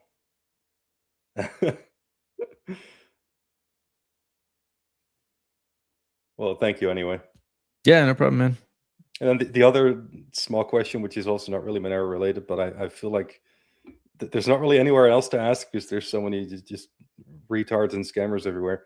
About DAI and USDC, I believe they run on multiple chains, but how does that work when you transact between people? Do they need to be in the same chain when you want to send them DAI? Yes. Is it? Yes, unequivocally, yes. That's a huge mistake that people make, is like they try to send a stable coin and they send it on the wrong chain, and then those funds can just be lost sometimes. That's or at the very least you have to like do some bridging or something, so you have to get the gas, like because it's like a bridging from like Ethereum to DAI can be like $2 worth of gas that you didn't like anticipate on paying. And if you're like doing it peer to peer, it's like it might be a $5 transaction. You don't pay a $2 bridge. So yeah, and Monero tries any other coin challenge. Impossible. Yeah. When you are doing multiple chains, that person needs to either have the same chain that you're trying to send on, or they need to at least have a wallet that can use that other chain, because if they don't, the funds can be totally lost forever. So what chain is the most popular? Is it still Ethereum? Yeah, people use Ethereum and Tether and Sol. Saying Ethereum comes with so many caveats, because really everyone's using the L2s, because there's like they've splintered their chain into like hundreds of L2s, and so it's like, okay, well, people are using Base, people are using Arbitrum, people are using Optimism. For me personally, I like this chain. Gnosis chain is pretty good. It actually has DAI as its native currency, and so but it's also got way cheaper gas fees. So as far as EVM, I like Gnosis chain as a developer. If you're looking for L1s, honestly, like if you're looking to just do like USDC on an L1, I'd go with Solana, honestly. Yeah, it's the lowest fees for L1 right now. Just a better wallet experience. Like the first time I used Solana after moving to Ethereum, it was like, wait, what have we been doing this whole time? Because like the wallet experience of using Solana is just so much. It's instant versus like Ethereum is like waiting for like seconds. And so if you're just like trying to get 4% on your dollars, then Solana's not a bad move. I see. Yeah, especially if you're like if you're just trying to park a bunch of money, it kind of doesn't matter. Okay, you'll pay the $5 fee on Ethereum or Tron or whatever. But if you're trying to transact regularly on L1, then yeah, Solana is definitely your cheapest stable coin. I don't think they have DAI though. I doubt they have DAI. They're pretty much Tether and USDC. I see. I want to. Yeah, I'm steering clear from USDT completely. Like Tether is kind of scary. DAI seems like the only one that's actually worth a damn. And see, that's the problem, right? Because DAI is the only one that can't be frozen at the push of a button, and you can't use it basically anywhere except Ethereum. It's like, I would love to use it, but no, I'm not going to do that because I can't use Ethereum. I think is there any way to see like so the deal is they're rebranding to Sky. Like they have like their Sky dollar now, but those contracts are upgradable. So they don't have a blacklist now, but they could add it later. Yeah, don't use Sky. Don't use Sky. Make sure it's DAI, because otherwise you could get frozen. Yeah, the guy that made DAI, they murdered him in Puerto Rico. It seems like, because he was saying, "Hey, my girlfriend's intel agency, CIA, whatever, they're trying to get me," and then he turned up dead in the ocean. So like, I don't think they really liked DAI, and they're probably like, that would be completely unsurprising if they're going to try and pivot to Sky or whatever the fuck it is they're doing, to try and minimize what they consider the damage of a trustless stablecoin or a trust minimized stablecoin. Yeah, because DAI itself is backed by USDC and USDT, but they, unlike USDC and USDT, they cannot freeze it, and they hate that. It just sucks that the only chain DAI is on, to the best of my knowledge, is Ethereum. That's why I like Gnosis chain. It's because DAI is the native currency of Gnosis chain, and it's cheaper than Ethereum. So yeah, actually, this is actually I learned about it from actually the guy who's building ETH XMR atomic swaps. He switched over to Gnosis chain just because it's like for reasons I mentioned. So it's like just a clone of ETH, basically, but with DAI. Yeah, development is exactly the same because they have an Etherscan, they have Chainlink oracles, they've got Pyth oracles. They have basically the exact same features as Ethereum. It's actually easier to become a validator. It seems like it's actually, and I would argue, Gnosis chain is the second most based chain behind Monero. Is Gnosis an L1 or an L2? It's an L1 technically because the native coin is XDAI, which is DAI basically. Can you spell the name of that chain? Gnosis chain, yeah, GNOSIS chain. Ah, gotcha. Thank you. Yeah. But yeah, it's available in most wallets, and so yeah, and it's got even like Aave too. So it's got all the familiar protocols. They have a Uniswap fork. They're not available on Uniswap's interface, but they have a Uniswap fork that's like I can't remember the name of the website you use for that. But they're not. Yeah, they have pretty much all the same features of the EVM that you'd expect. Gotcha. Except for it's better because you don't have to worry about ETH. You do XDAI, so it's just dollars. Good to know. Is it pretty easy to swap between Gnosis and other coins? There's a Gnosis bridge. So yeah, if you're on the EVM, you can just go to the Gnosis bridge, and yeah, I mean that's pretty much it. You basically go into DAI on whatever chain you're on, and it's available on those chains. I guess you could go to ETH or whatever, but yeah, there's Gnosis has a bridge custom for their chain. So yeah, bridging on the Gnosis chain is fairly easy from there once you're on the EVM at least.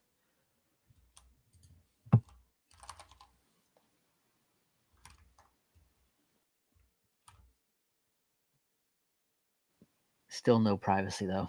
The only private stablecoin is Monero. Yeah, well, it used to be. I don't know if you guys have noticed, but has anybody been watching this weird decoupling of certain prices, especially silver, across the different markets? Bawdy talks about it every week. No, I mean like the way that the decoupling is, the gaps are getting ridiculous. So in other words, like for the longest time, precious metals would always go up when the Asian markets open, and then they'd go back down when the Western markets would open. But now the gaps are getting to the point where it's like, let's see here. Apparently, and I didn't watch it while it happened, but while silver was at 130 in Japan, but it was at 71 on the Western markets, and it like held it for a really long time.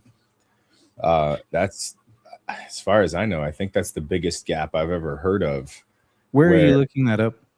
Well, and that's part of the problem, but like not CNN like the mainstream one, but it's like a crypto and blockchain journal thing. And then there was another one kind of similar on, I think it was it was the Bullion Star, which is like a Singapore outfit, but like they're actually financial journalists. So I mean that would be kind of an interesting thing to hang your hat on if it wasn't true to them. But I've seen it in a few other places too, but I was just checking on it right now because, you know, I've been working all week and haven't really looked deep into it. But apparently on the 2nd, and then again on like the 3rd of January, it could have been something, but it was sometime right at the beginning of the year. All of a sudden, the prices between the different markets diverged. They diverged like massively. And they've been doing it over and over again. But at some point, according to these people, which once again, I haven't really like dug super deep into it, but multiple people who do this for a living have been saying that the price divergence broke $60.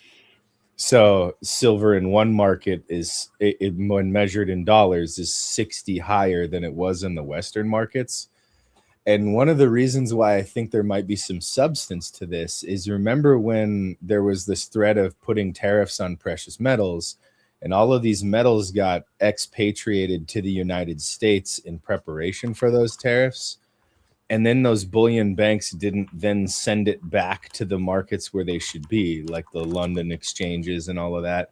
But I thought it was really interesting because if it is true, it lines up with some other weird stuff happened lately. And the other thing is, this isn't like just some random Twitter bullion bull, right? Like there does appear to be several outlets saying this did legit happen. And I was going to try to look into it this morning, but I'm like super short drivers at my company, so as soon as this is over, I'm going to go drive again. But like it's kind of checks out that this might actually be real, that there's like this massive price divergence between the two different markets. Can you drop a link in the comments? Yeah, let me see real quick.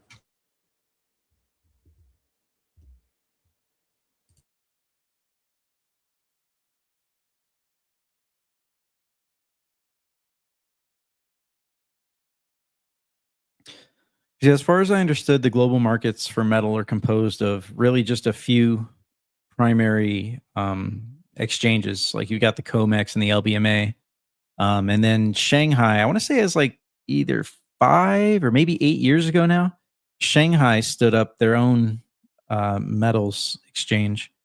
And then all of the Forex markets, so like Luanda and Pepperstone and a bunch of these other guys, they all have a foot inside of these different exchanges, so that when one market closes, usually there's another market open. I think there's like a 1 hour, 2 hour gap between the US markets and the open on Shanghai. There are other little like satellite markets as well where the stuff gets traded, but the primary ones are basically London, New York, and Shanghai. So I need to look at that more specifically, and like which exchanges are the ones that broke. Okay, so I looked into it a little deeper, and one of the reasons why people were getting like conspiratorial about it is because in the actual physical open markets in Japan, it was trading at $130 an ounce with actual buy and sell orders. But then the official data in Japan were trying to hold it at like the low 70s at the time. And when people went to go try to buy silver at these 70-ish prices, or even $80 or $85, they couldn't get transactions to go through, but they could get physical silver on the open market for $130. But once again, like I don't know, but there's a lot of people like demonstrating that was in fact the case on those days.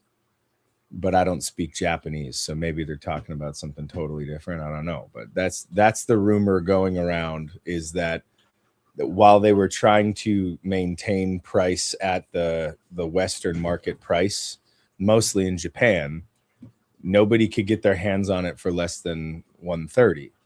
Now, that said, this has happened before, right? Like, it's, you know, sometimes certain markets, because there's no supply, right? It'll blow up in those little areas or whatever. But Japan, on the other hand, like, they maintain a pretty high reserve just for like the manufacturing of electronics and stuff. So that's I'm reading the article now on Bullion Star. This is something that does happen in isolated markets. The time to pay attention is when it starts happening across multiple nations simultaneously. So, for example, isolated in Japan, there might have been some kind of like big social, hey, everyone, we have to buy silver right now. So there might have been a big influx of physical buying. And yeah, there's typically going to be limited supply in those cases. It's going to temporarily drive up the price. And then you're going to get some kind of arbitrage between the larger high liquidity exchanges and that sort of spot, the physical spot difference in that particular location. So probably what happened, and I'm inferring a little bit here, but reading on the Bullion Star, and I do regard Bullion Star as a reasonably like reliable source of information. They do have some conflict of interest because they want to sell you silver and gold, and they want you to get on their platform, and they are a reasonably good platform, I think. And you can buy for gold, you can buy for crypto, but probably what happened is you had some surge of purchasing in Japan. The local spot price went up significantly because there's some limited amount of bullion there before they can replenish the bullion that exists.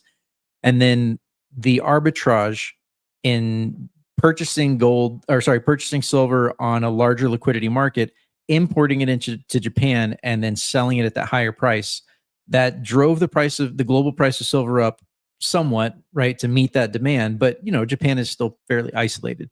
So the time to really pay attention when the markets truly, quote unquote, break is when you see that happen in Japan, in China, in the United States, and Singapore, and it's happening globally, where there's you can't go to a bullion shop and buy silver for anything, you know, less than twice the spot value on the actual exchanges. And when you see that happening across the world, across jurisdictions, across nations, that's when you're looking at a true like new price explosion, like suddenly setting some new high in the hundreds of dollars.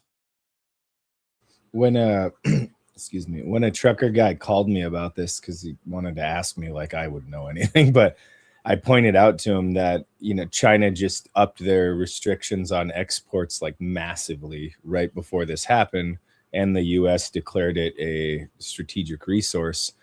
And if my memory is correct, I believe that the two biggest sources for Japanese silver were actually China and the United States. So it would kind of check out that right around the time as they're wondering where they're going to get their silver supply, they're like that people would start buying in mass and kind of stack onto it. But I have no way of knowing that without looking harder. But I think we're kind of on the same page. It was probably getting it into those markets specifically that was the problem for price, like for the valuation of the metal. Yeah, it's one of those things. It's like it's a sign of the times. It's not necessarily like the thing, you know, that launches the price into the stratosphere. But often it is the case that you get enough sign of these times, and then eventually one of them is the trigger for the thing that actually breaks the system. And the other thing too about like if people are having trouble getting it from the global market, a lot of the time individual markets will start hoarding more than they used to just to make sure that their supply is good. And since the reserve requirements become localized and higher, it does over time have a pretty decent effect on the price.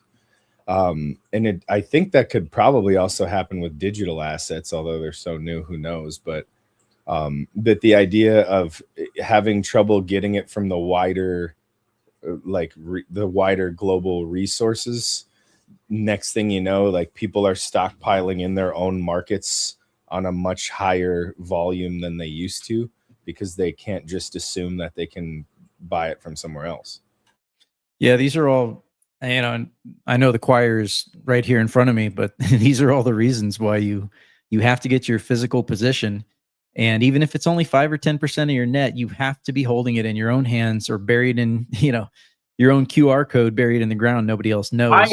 My great grandfather was he still held silver, like even when they banned holding, or gold whenever they banned it, and we still have his gold. His portfolio is doing pretty much better than everyone I know, except for Monero's done so well. Maybe I'm beating him this year, but Reverend Bawdyanarchist.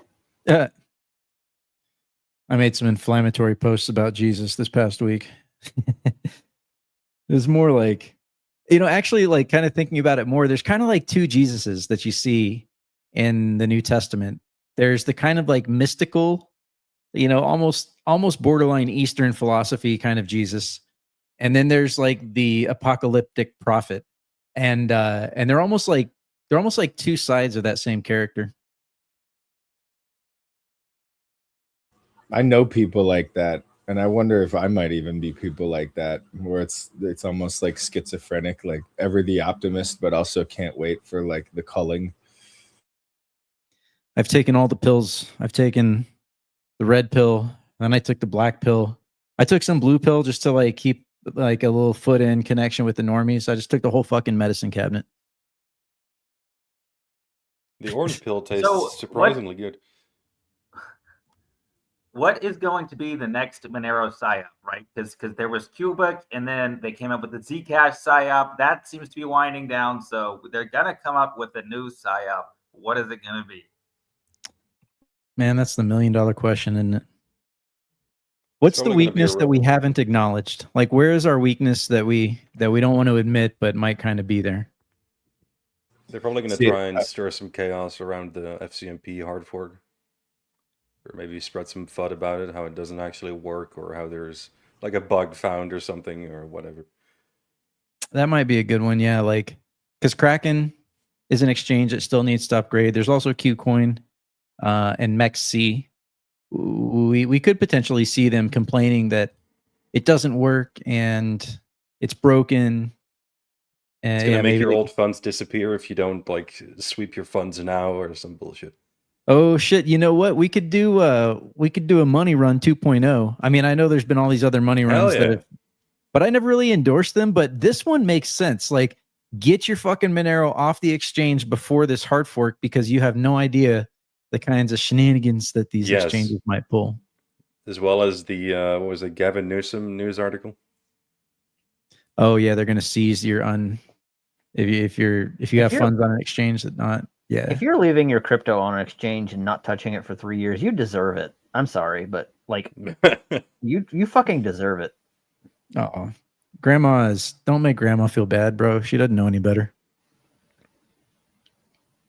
Yeah, bro. There's so many of my people I know personally just like get Coinbase accounts and then bought Bitcoin in like 2017, and they're actually doing pretty well. They just like bought Bitcoin in 2017 and then still holding it in Coinbase. I think the next PSYOP is going to come with this whole tax thing. That's my theory. What do you mean? I think that it's, you know how there's kind of like the PSYOP jujitsu, right? So if there's like some kind of organic revolution kind of springing up from, you know, the plebs or the poors, you know, they always try to turn it into something else. So I think what's going to happen is they're going to start talking about like, oh, we can't afford civil services and all of these other things. And we all know the real reason they can't is because the whole thing is collapsing. But basically saying like, because of these people over here who are evading using these crypto technologies like Monero. And then they're going to do like the corporate leverage thing. So they're basically going to say like, you can't have any Monero wallets on iOS. You can't have any exchanges, you know, dealing in privacy coins. And so I think that that's going to be the big one where basically like you're helping evaders if you dabble in these technologies. I think they're probably going to have to go for the throat because I mean, they've tried some pretty heavy stuff and it hasn't really worked. So what's there left to do? I think there's given the landscape, there's a good chance that there's enough people ready and willing to disobey that it's going to have a real impact and the government's going to panic.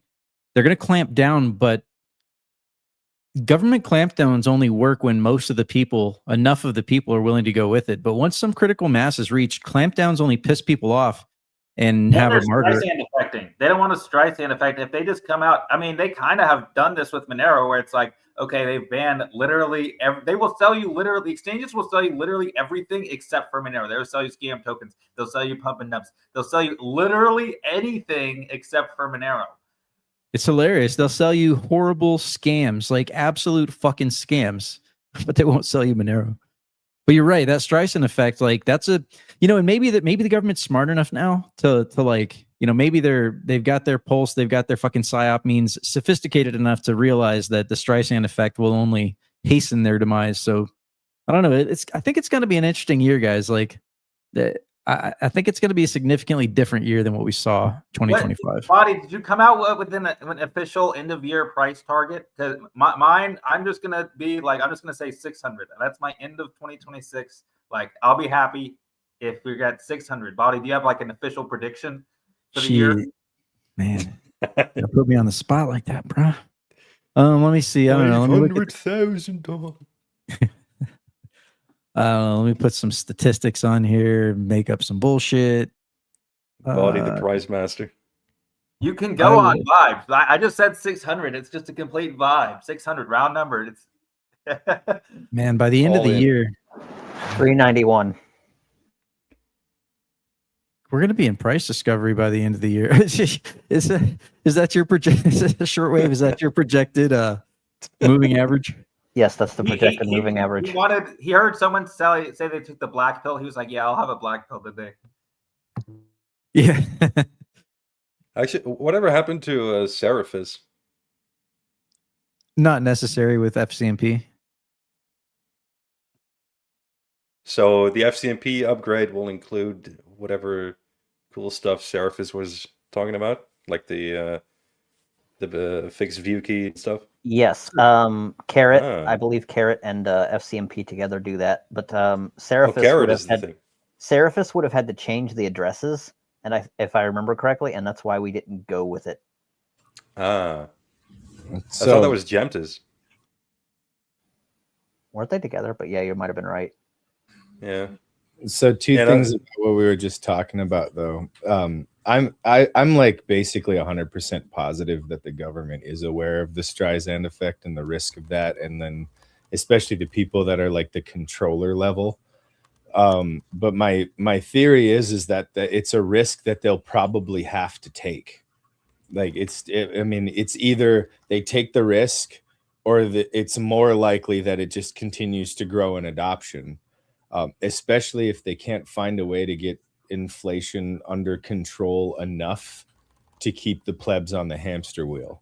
It does almost feel like it's getting away from them a little bit, but who knows, right? Maybe this, the idea is to like crush people's will, and maybe all of their like AI data center calculation. Oh, the people can put up with this much more misery or what?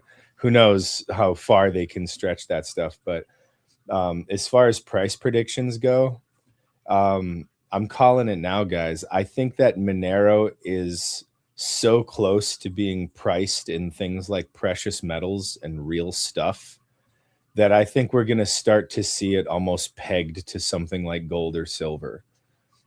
Because the on and off ramps are more and more moving towards like people selling gold backs on XMR Bazaar, or people selling, buying and selling Monero for like stable coins that like the stable coin ecosystem, Well, the gold stable coin, I think this is going to be the year, maybe next year, but still like 2026 to 2027. I think projects like T Gold and other like gold backed stable coins, I think that they're going to emerge so healthy on the other side of what's happening here that we're going to start seeing people using Monero and getting in and out on these gold stable coins. And so I think eventually we're going to say, yeah, you know, Monero is, my guess is it's going to be 8 ounces of silver is 1 Monero. That's my theory. I formulated my price targets for 2027. Let's just go with 1100. There you go. 1100. Let's go. Yeah. Boy. I like you make a good point about the Streisand effect, and that at some point they could be faced with a situation where they're like, okay, it's definitely out of our control unless we do something. And even if we do something, there's only a 10% chance that we can actually regain control of it. But if we do nothing, then there's a 0% chance. So fuck it. We're in danger of the Streisand effect, but try something anyways. Whatever happened to the whole text revolt thing? Because it kind of disappeared, it seemed like. It's here. People are doing it. It's just that they regain control of the algorithm. At least that's my opinion. Oh, by the way, if one Monero was 8 ounces of silver, that would be 640 US cuck bucks.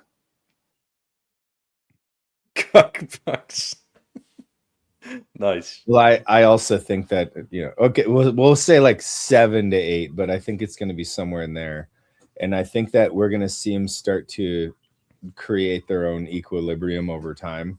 And I wouldn't be surprised if by the end of 2026 or even like the middle of 2027, it's going to find some kind of balance where it rises and falls with something more stable like precious metals.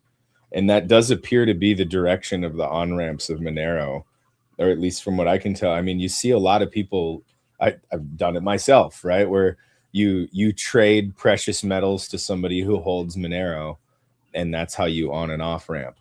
And it like here in Alaska, for example, that's a lot of the time when people want to get into Monero, that's how they're doing it.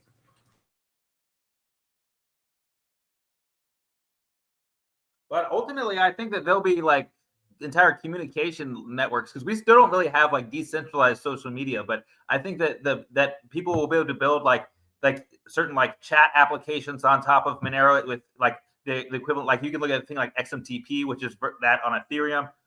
So yeah, ultimately, I think that there's going to be huge markets that are going to be outside of their control. I think eventually the way prediction markets are going, there'll need to be like a censorship-proof prediction market. So the whole Monero ecosystem is just going to become larger and larger and something that they can't sustain. So they'll definitely be going after individual things like that prediction market that I mentioned. But ultimately, like maybe they'll have to go after the core of Monero and get the only way to do that is to get all the big tech like attacking it, and that's just Streisand effect. So yeah, it'll be interesting to watch. What I think the biggest, what would be a death sentence to trying to shut down Monero, in my opinion, and there would be no way to get back from it, is if at the same time, and the key being at nearly the same time, people were trying to get their money out of both China and the United States. If we ended up in a situation where people wanted to get large amounts of capital out of both of those countries at the same time, that would be the moment in which there's no going back for Monero. It's going to the moon and it'll never die again. And I think that's a more likely scenario than it would feel like today, because both countries have their own serious problems with their middle to upper middle class wanting to get significant amounts of wealth out of the control grid. And the incentives are growing every day, and they're growing rapidly in both locations every day. So I think if both of those massive pockets of, I guess you could say like stored wealth or stockpiled wealth, if both of those places had a middle and upper middle class that was trying to park money literally anywhere else, they're going to find their way to Monero, and they're going to end up like going hard into Monero, because there is no better option that I know of to escape with lots of wealth and then be able to bring it back again if you wanted to. I don't know if I foresee like a happening. You know, it's I really just think that Monero's march is kind of inevitable. Like it's like, okay, like it has just these technology. It has this network effect that really can't be replicated. Everyone's tried to. There's been attempts with the other privacy coins that have tried to replicate the network effect of a privacy coin. It's like, okay, that doesn't seem to be possible. So at this point, yeah, Monero to me, and it has for a long time as well, but just it seems inevitable. And like, it's like, okay, whatever happens, like the little details don't even really matter how, when exactly. It's just like, all right, this just got the fundamentals and it's just going to, 0.6 XMR per block every 2 minutes. And just, yeah, appreciate versus pretty much everything else. Well, I think the reason why it matters, not so much whether or not it will happen, but what kind of market emerges from it. Because the thing is if you see this massive price pump from people trying to like evacuate, well, then it's going to become a more attractive speculative asset again, which would change kind of like the profile of what people are doing with Monero.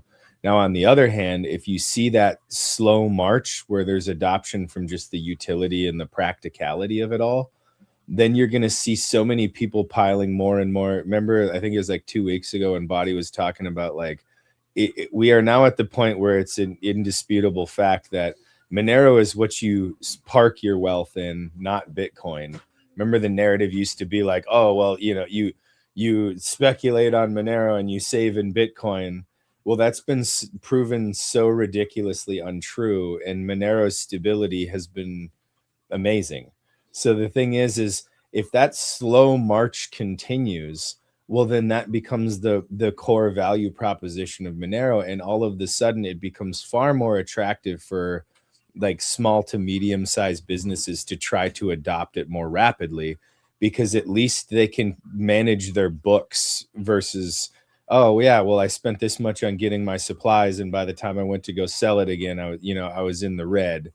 Like Monero becomes a much more utility function in the business world for the fact that it's so stable. And that's why I kind of am interested to see how it's going to make its breakout, because it creates two completely different Monero economies in the medium term. I think one happening that will potentially happen is with Bitcoin is what will be the ultimate fate of Bitcoin, in the sense that like a lot of people in Monero are kind of skeptical of this because they have the block reward every 4 years. So it's like ultimate, and they have like this, mining pool centralization and stuff. So ultimately, are they going to have like a change of the 21 million policy? That could be something like a hard fork would be like happening that could have a major impact on how people foresee the future of Monero and other cryptocurrency. Well, I think a hard fork of Bitcoin, which is kill Bitcoin. I mean, none of them are actually going to go on board with that,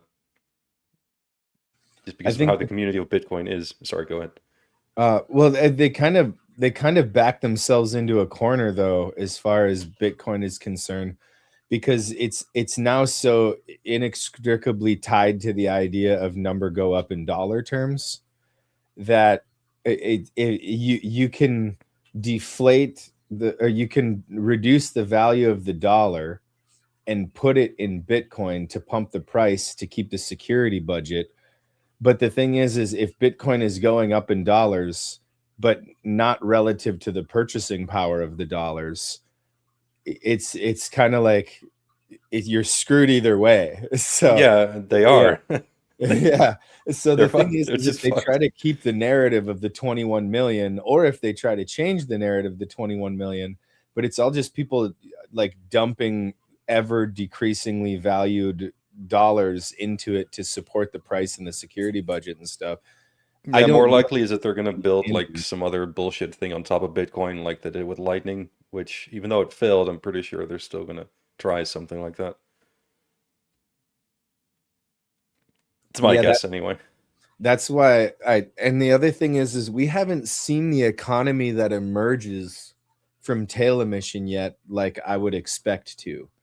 I think the best way that I can kind of like describe it is whenever whenever there's like a new concept, so let's say a new video game comes out and it has totally different like mechanics to it, people go into that video game thinking in terms of the old mechanics, and then the people who play it kind of like there's this process of equalizing into learning to use the new mechanics. Or like, let's say in a game of football, like they make some minor changes to the rules of how you play football or soccer or whatever. And it takes some time for the strategies to kind of like adjust to the new norm. Well, the thing is I think that as Monero grows and people are accommodating to this idea of tail emission, we haven't really seen yet how people are going to react to there being a normalcy bias on tail emission. But it did happen with, for example, inflation. Like, you know, what do people do? Well, if they have a lot of dollars, they go into stocks or they put it in assets or something that's going to hold its value, because if you have a lot of dollars and you plan on sitting on them for a long period of time, you don't sit on them in the form of dollars. Well, I think that we're going to end up in a situation where people are going to like manage their life around the effects of tail emission the same way that they do with their investment portfolios and stuff. The tail emission is so low that I'm honestly just not too low. At least for now, I'm not concerned about it. Like I don't even think about the tail emission. I just I have my computer over here mining and I don't care. The fact that I get a reward from it is just a bonus. I would mine even if I didn't get a reward from it, but I just mine just to help the network. But I don't I don't intend to take the tail emission really into account at all in my Monero. I'm not sure what the concern would even be. I mean, it's just a good solution to a problem that we're going to see in other coins. Well, what he means is, like, for example, in dollars, you expect to get at least a 2 or 3% raise per year, because if you don't, you'll be going backwards. And he's saying that what will happen with Monero in that case, because of the fact. Oh yeah, right, yeah. But I thought people were concerned about the tail emission, but I've never really understood the the argument against it. Yeah, my concern is that it's too low, but I won't do that again because I've kind of killed the show and turned it into a heated argument before. But so I was kind of thinking in terms of like the way that the bond kind of underpins the debt markets of the world and so on. Well, I think that like tail emission is going to end up playing a unique role in the future economy if Monero becomes kind of like the underpinning of the international or like cross-border trade ecosystem, where, so for example, people might end up parking Monero into something that, you know, mines, just like you park dollars in bonds or whatever. Right. That's very aspirational. I hope that one day we get there, but that's definitely a bit far off in the future. Well, I mean, think about it. Like that would be the way that you might go long on Monero.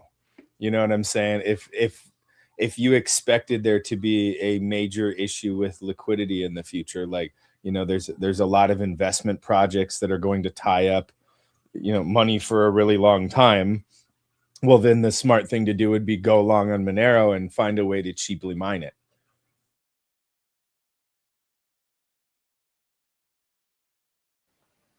Think about it in terms of like if there was a massive worldwide, you know, let's say like there was a shortage of oil production or whatever, and the price of oil is going up, so they're tying up a whole bunch of capital into, you know, drilling for more oil or whatever. Well, you know that a lot of liquidity is being parked in investments for a very long period of time. Well, then you would take whatever Monero you have left and you might go long on Monero, and then mining might end up being a way that you do that. I don't know, especially if we raise the block reward.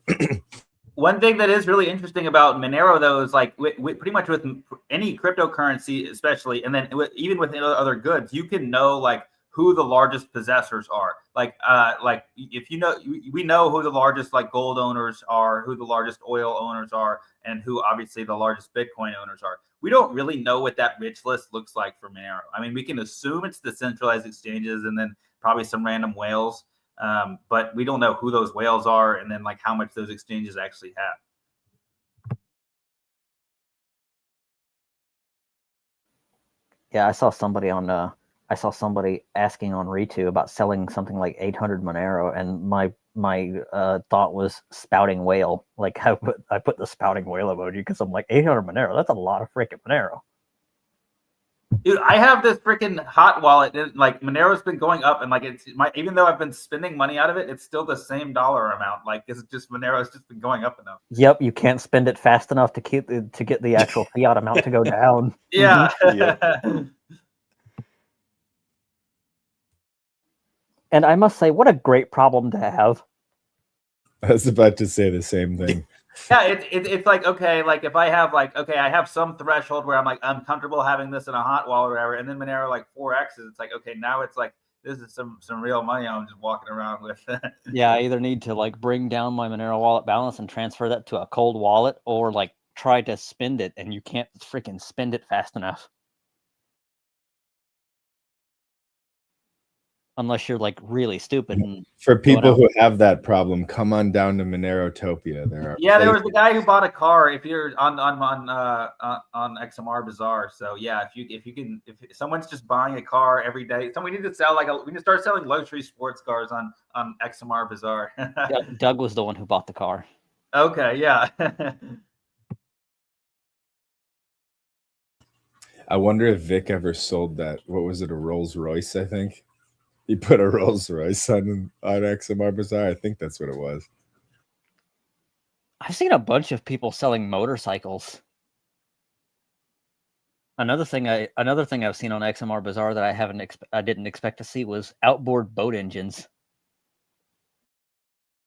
Wait, that could actually be huge. Is in Asia they just ride motorcycles? That would be actually pretty sick if we just like.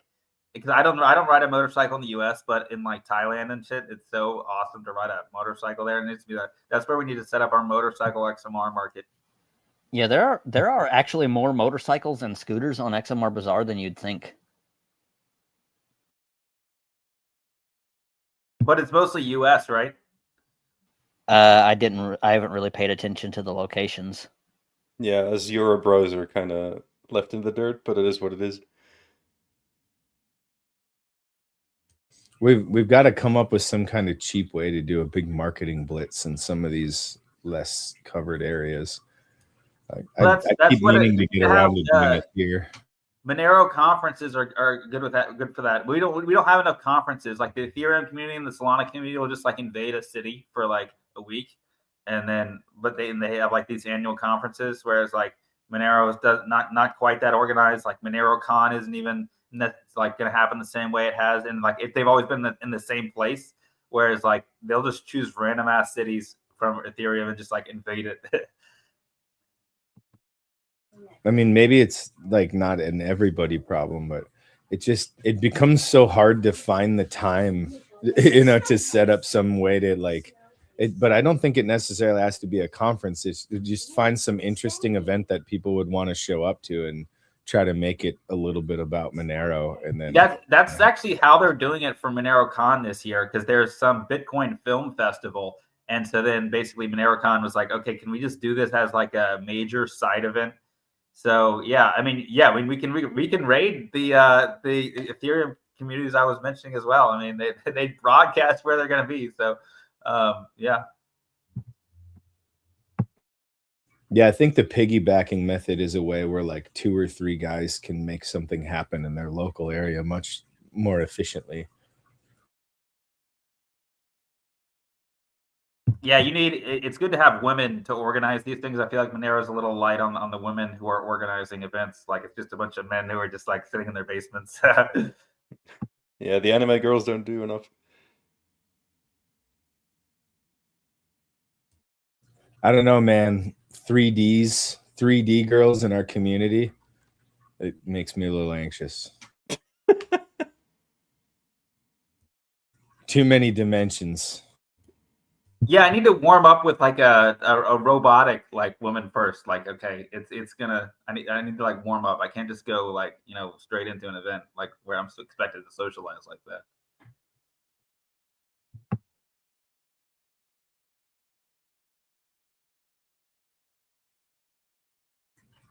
Well, I got to go move a vehicle, guys, but I appreciate the show and I love everything that's going on. And God bless you all. Heck yeah, man. Have a good week. Probably go ahead and close it out here. I think we got a super chat from Michael Moriarty. Great show as always. Thank you, sir. And I think that's all the super chats. But all right, thanks for joining up, everyone. See you next week. And have a good weekend, and we'll see you next time. Thank you for joining us on this week's Monerotopia episode. We stream live shows every Saturday at 11 a.m. Eastern. You can find and subscribe to our show on YouTube, Odyssey, Rumble, Twitch, iTunes, Spotify, or wherever you listen to podcasts. Don't forget to follow us on X or join us in the Monerotopia Telegram group. See you all next week.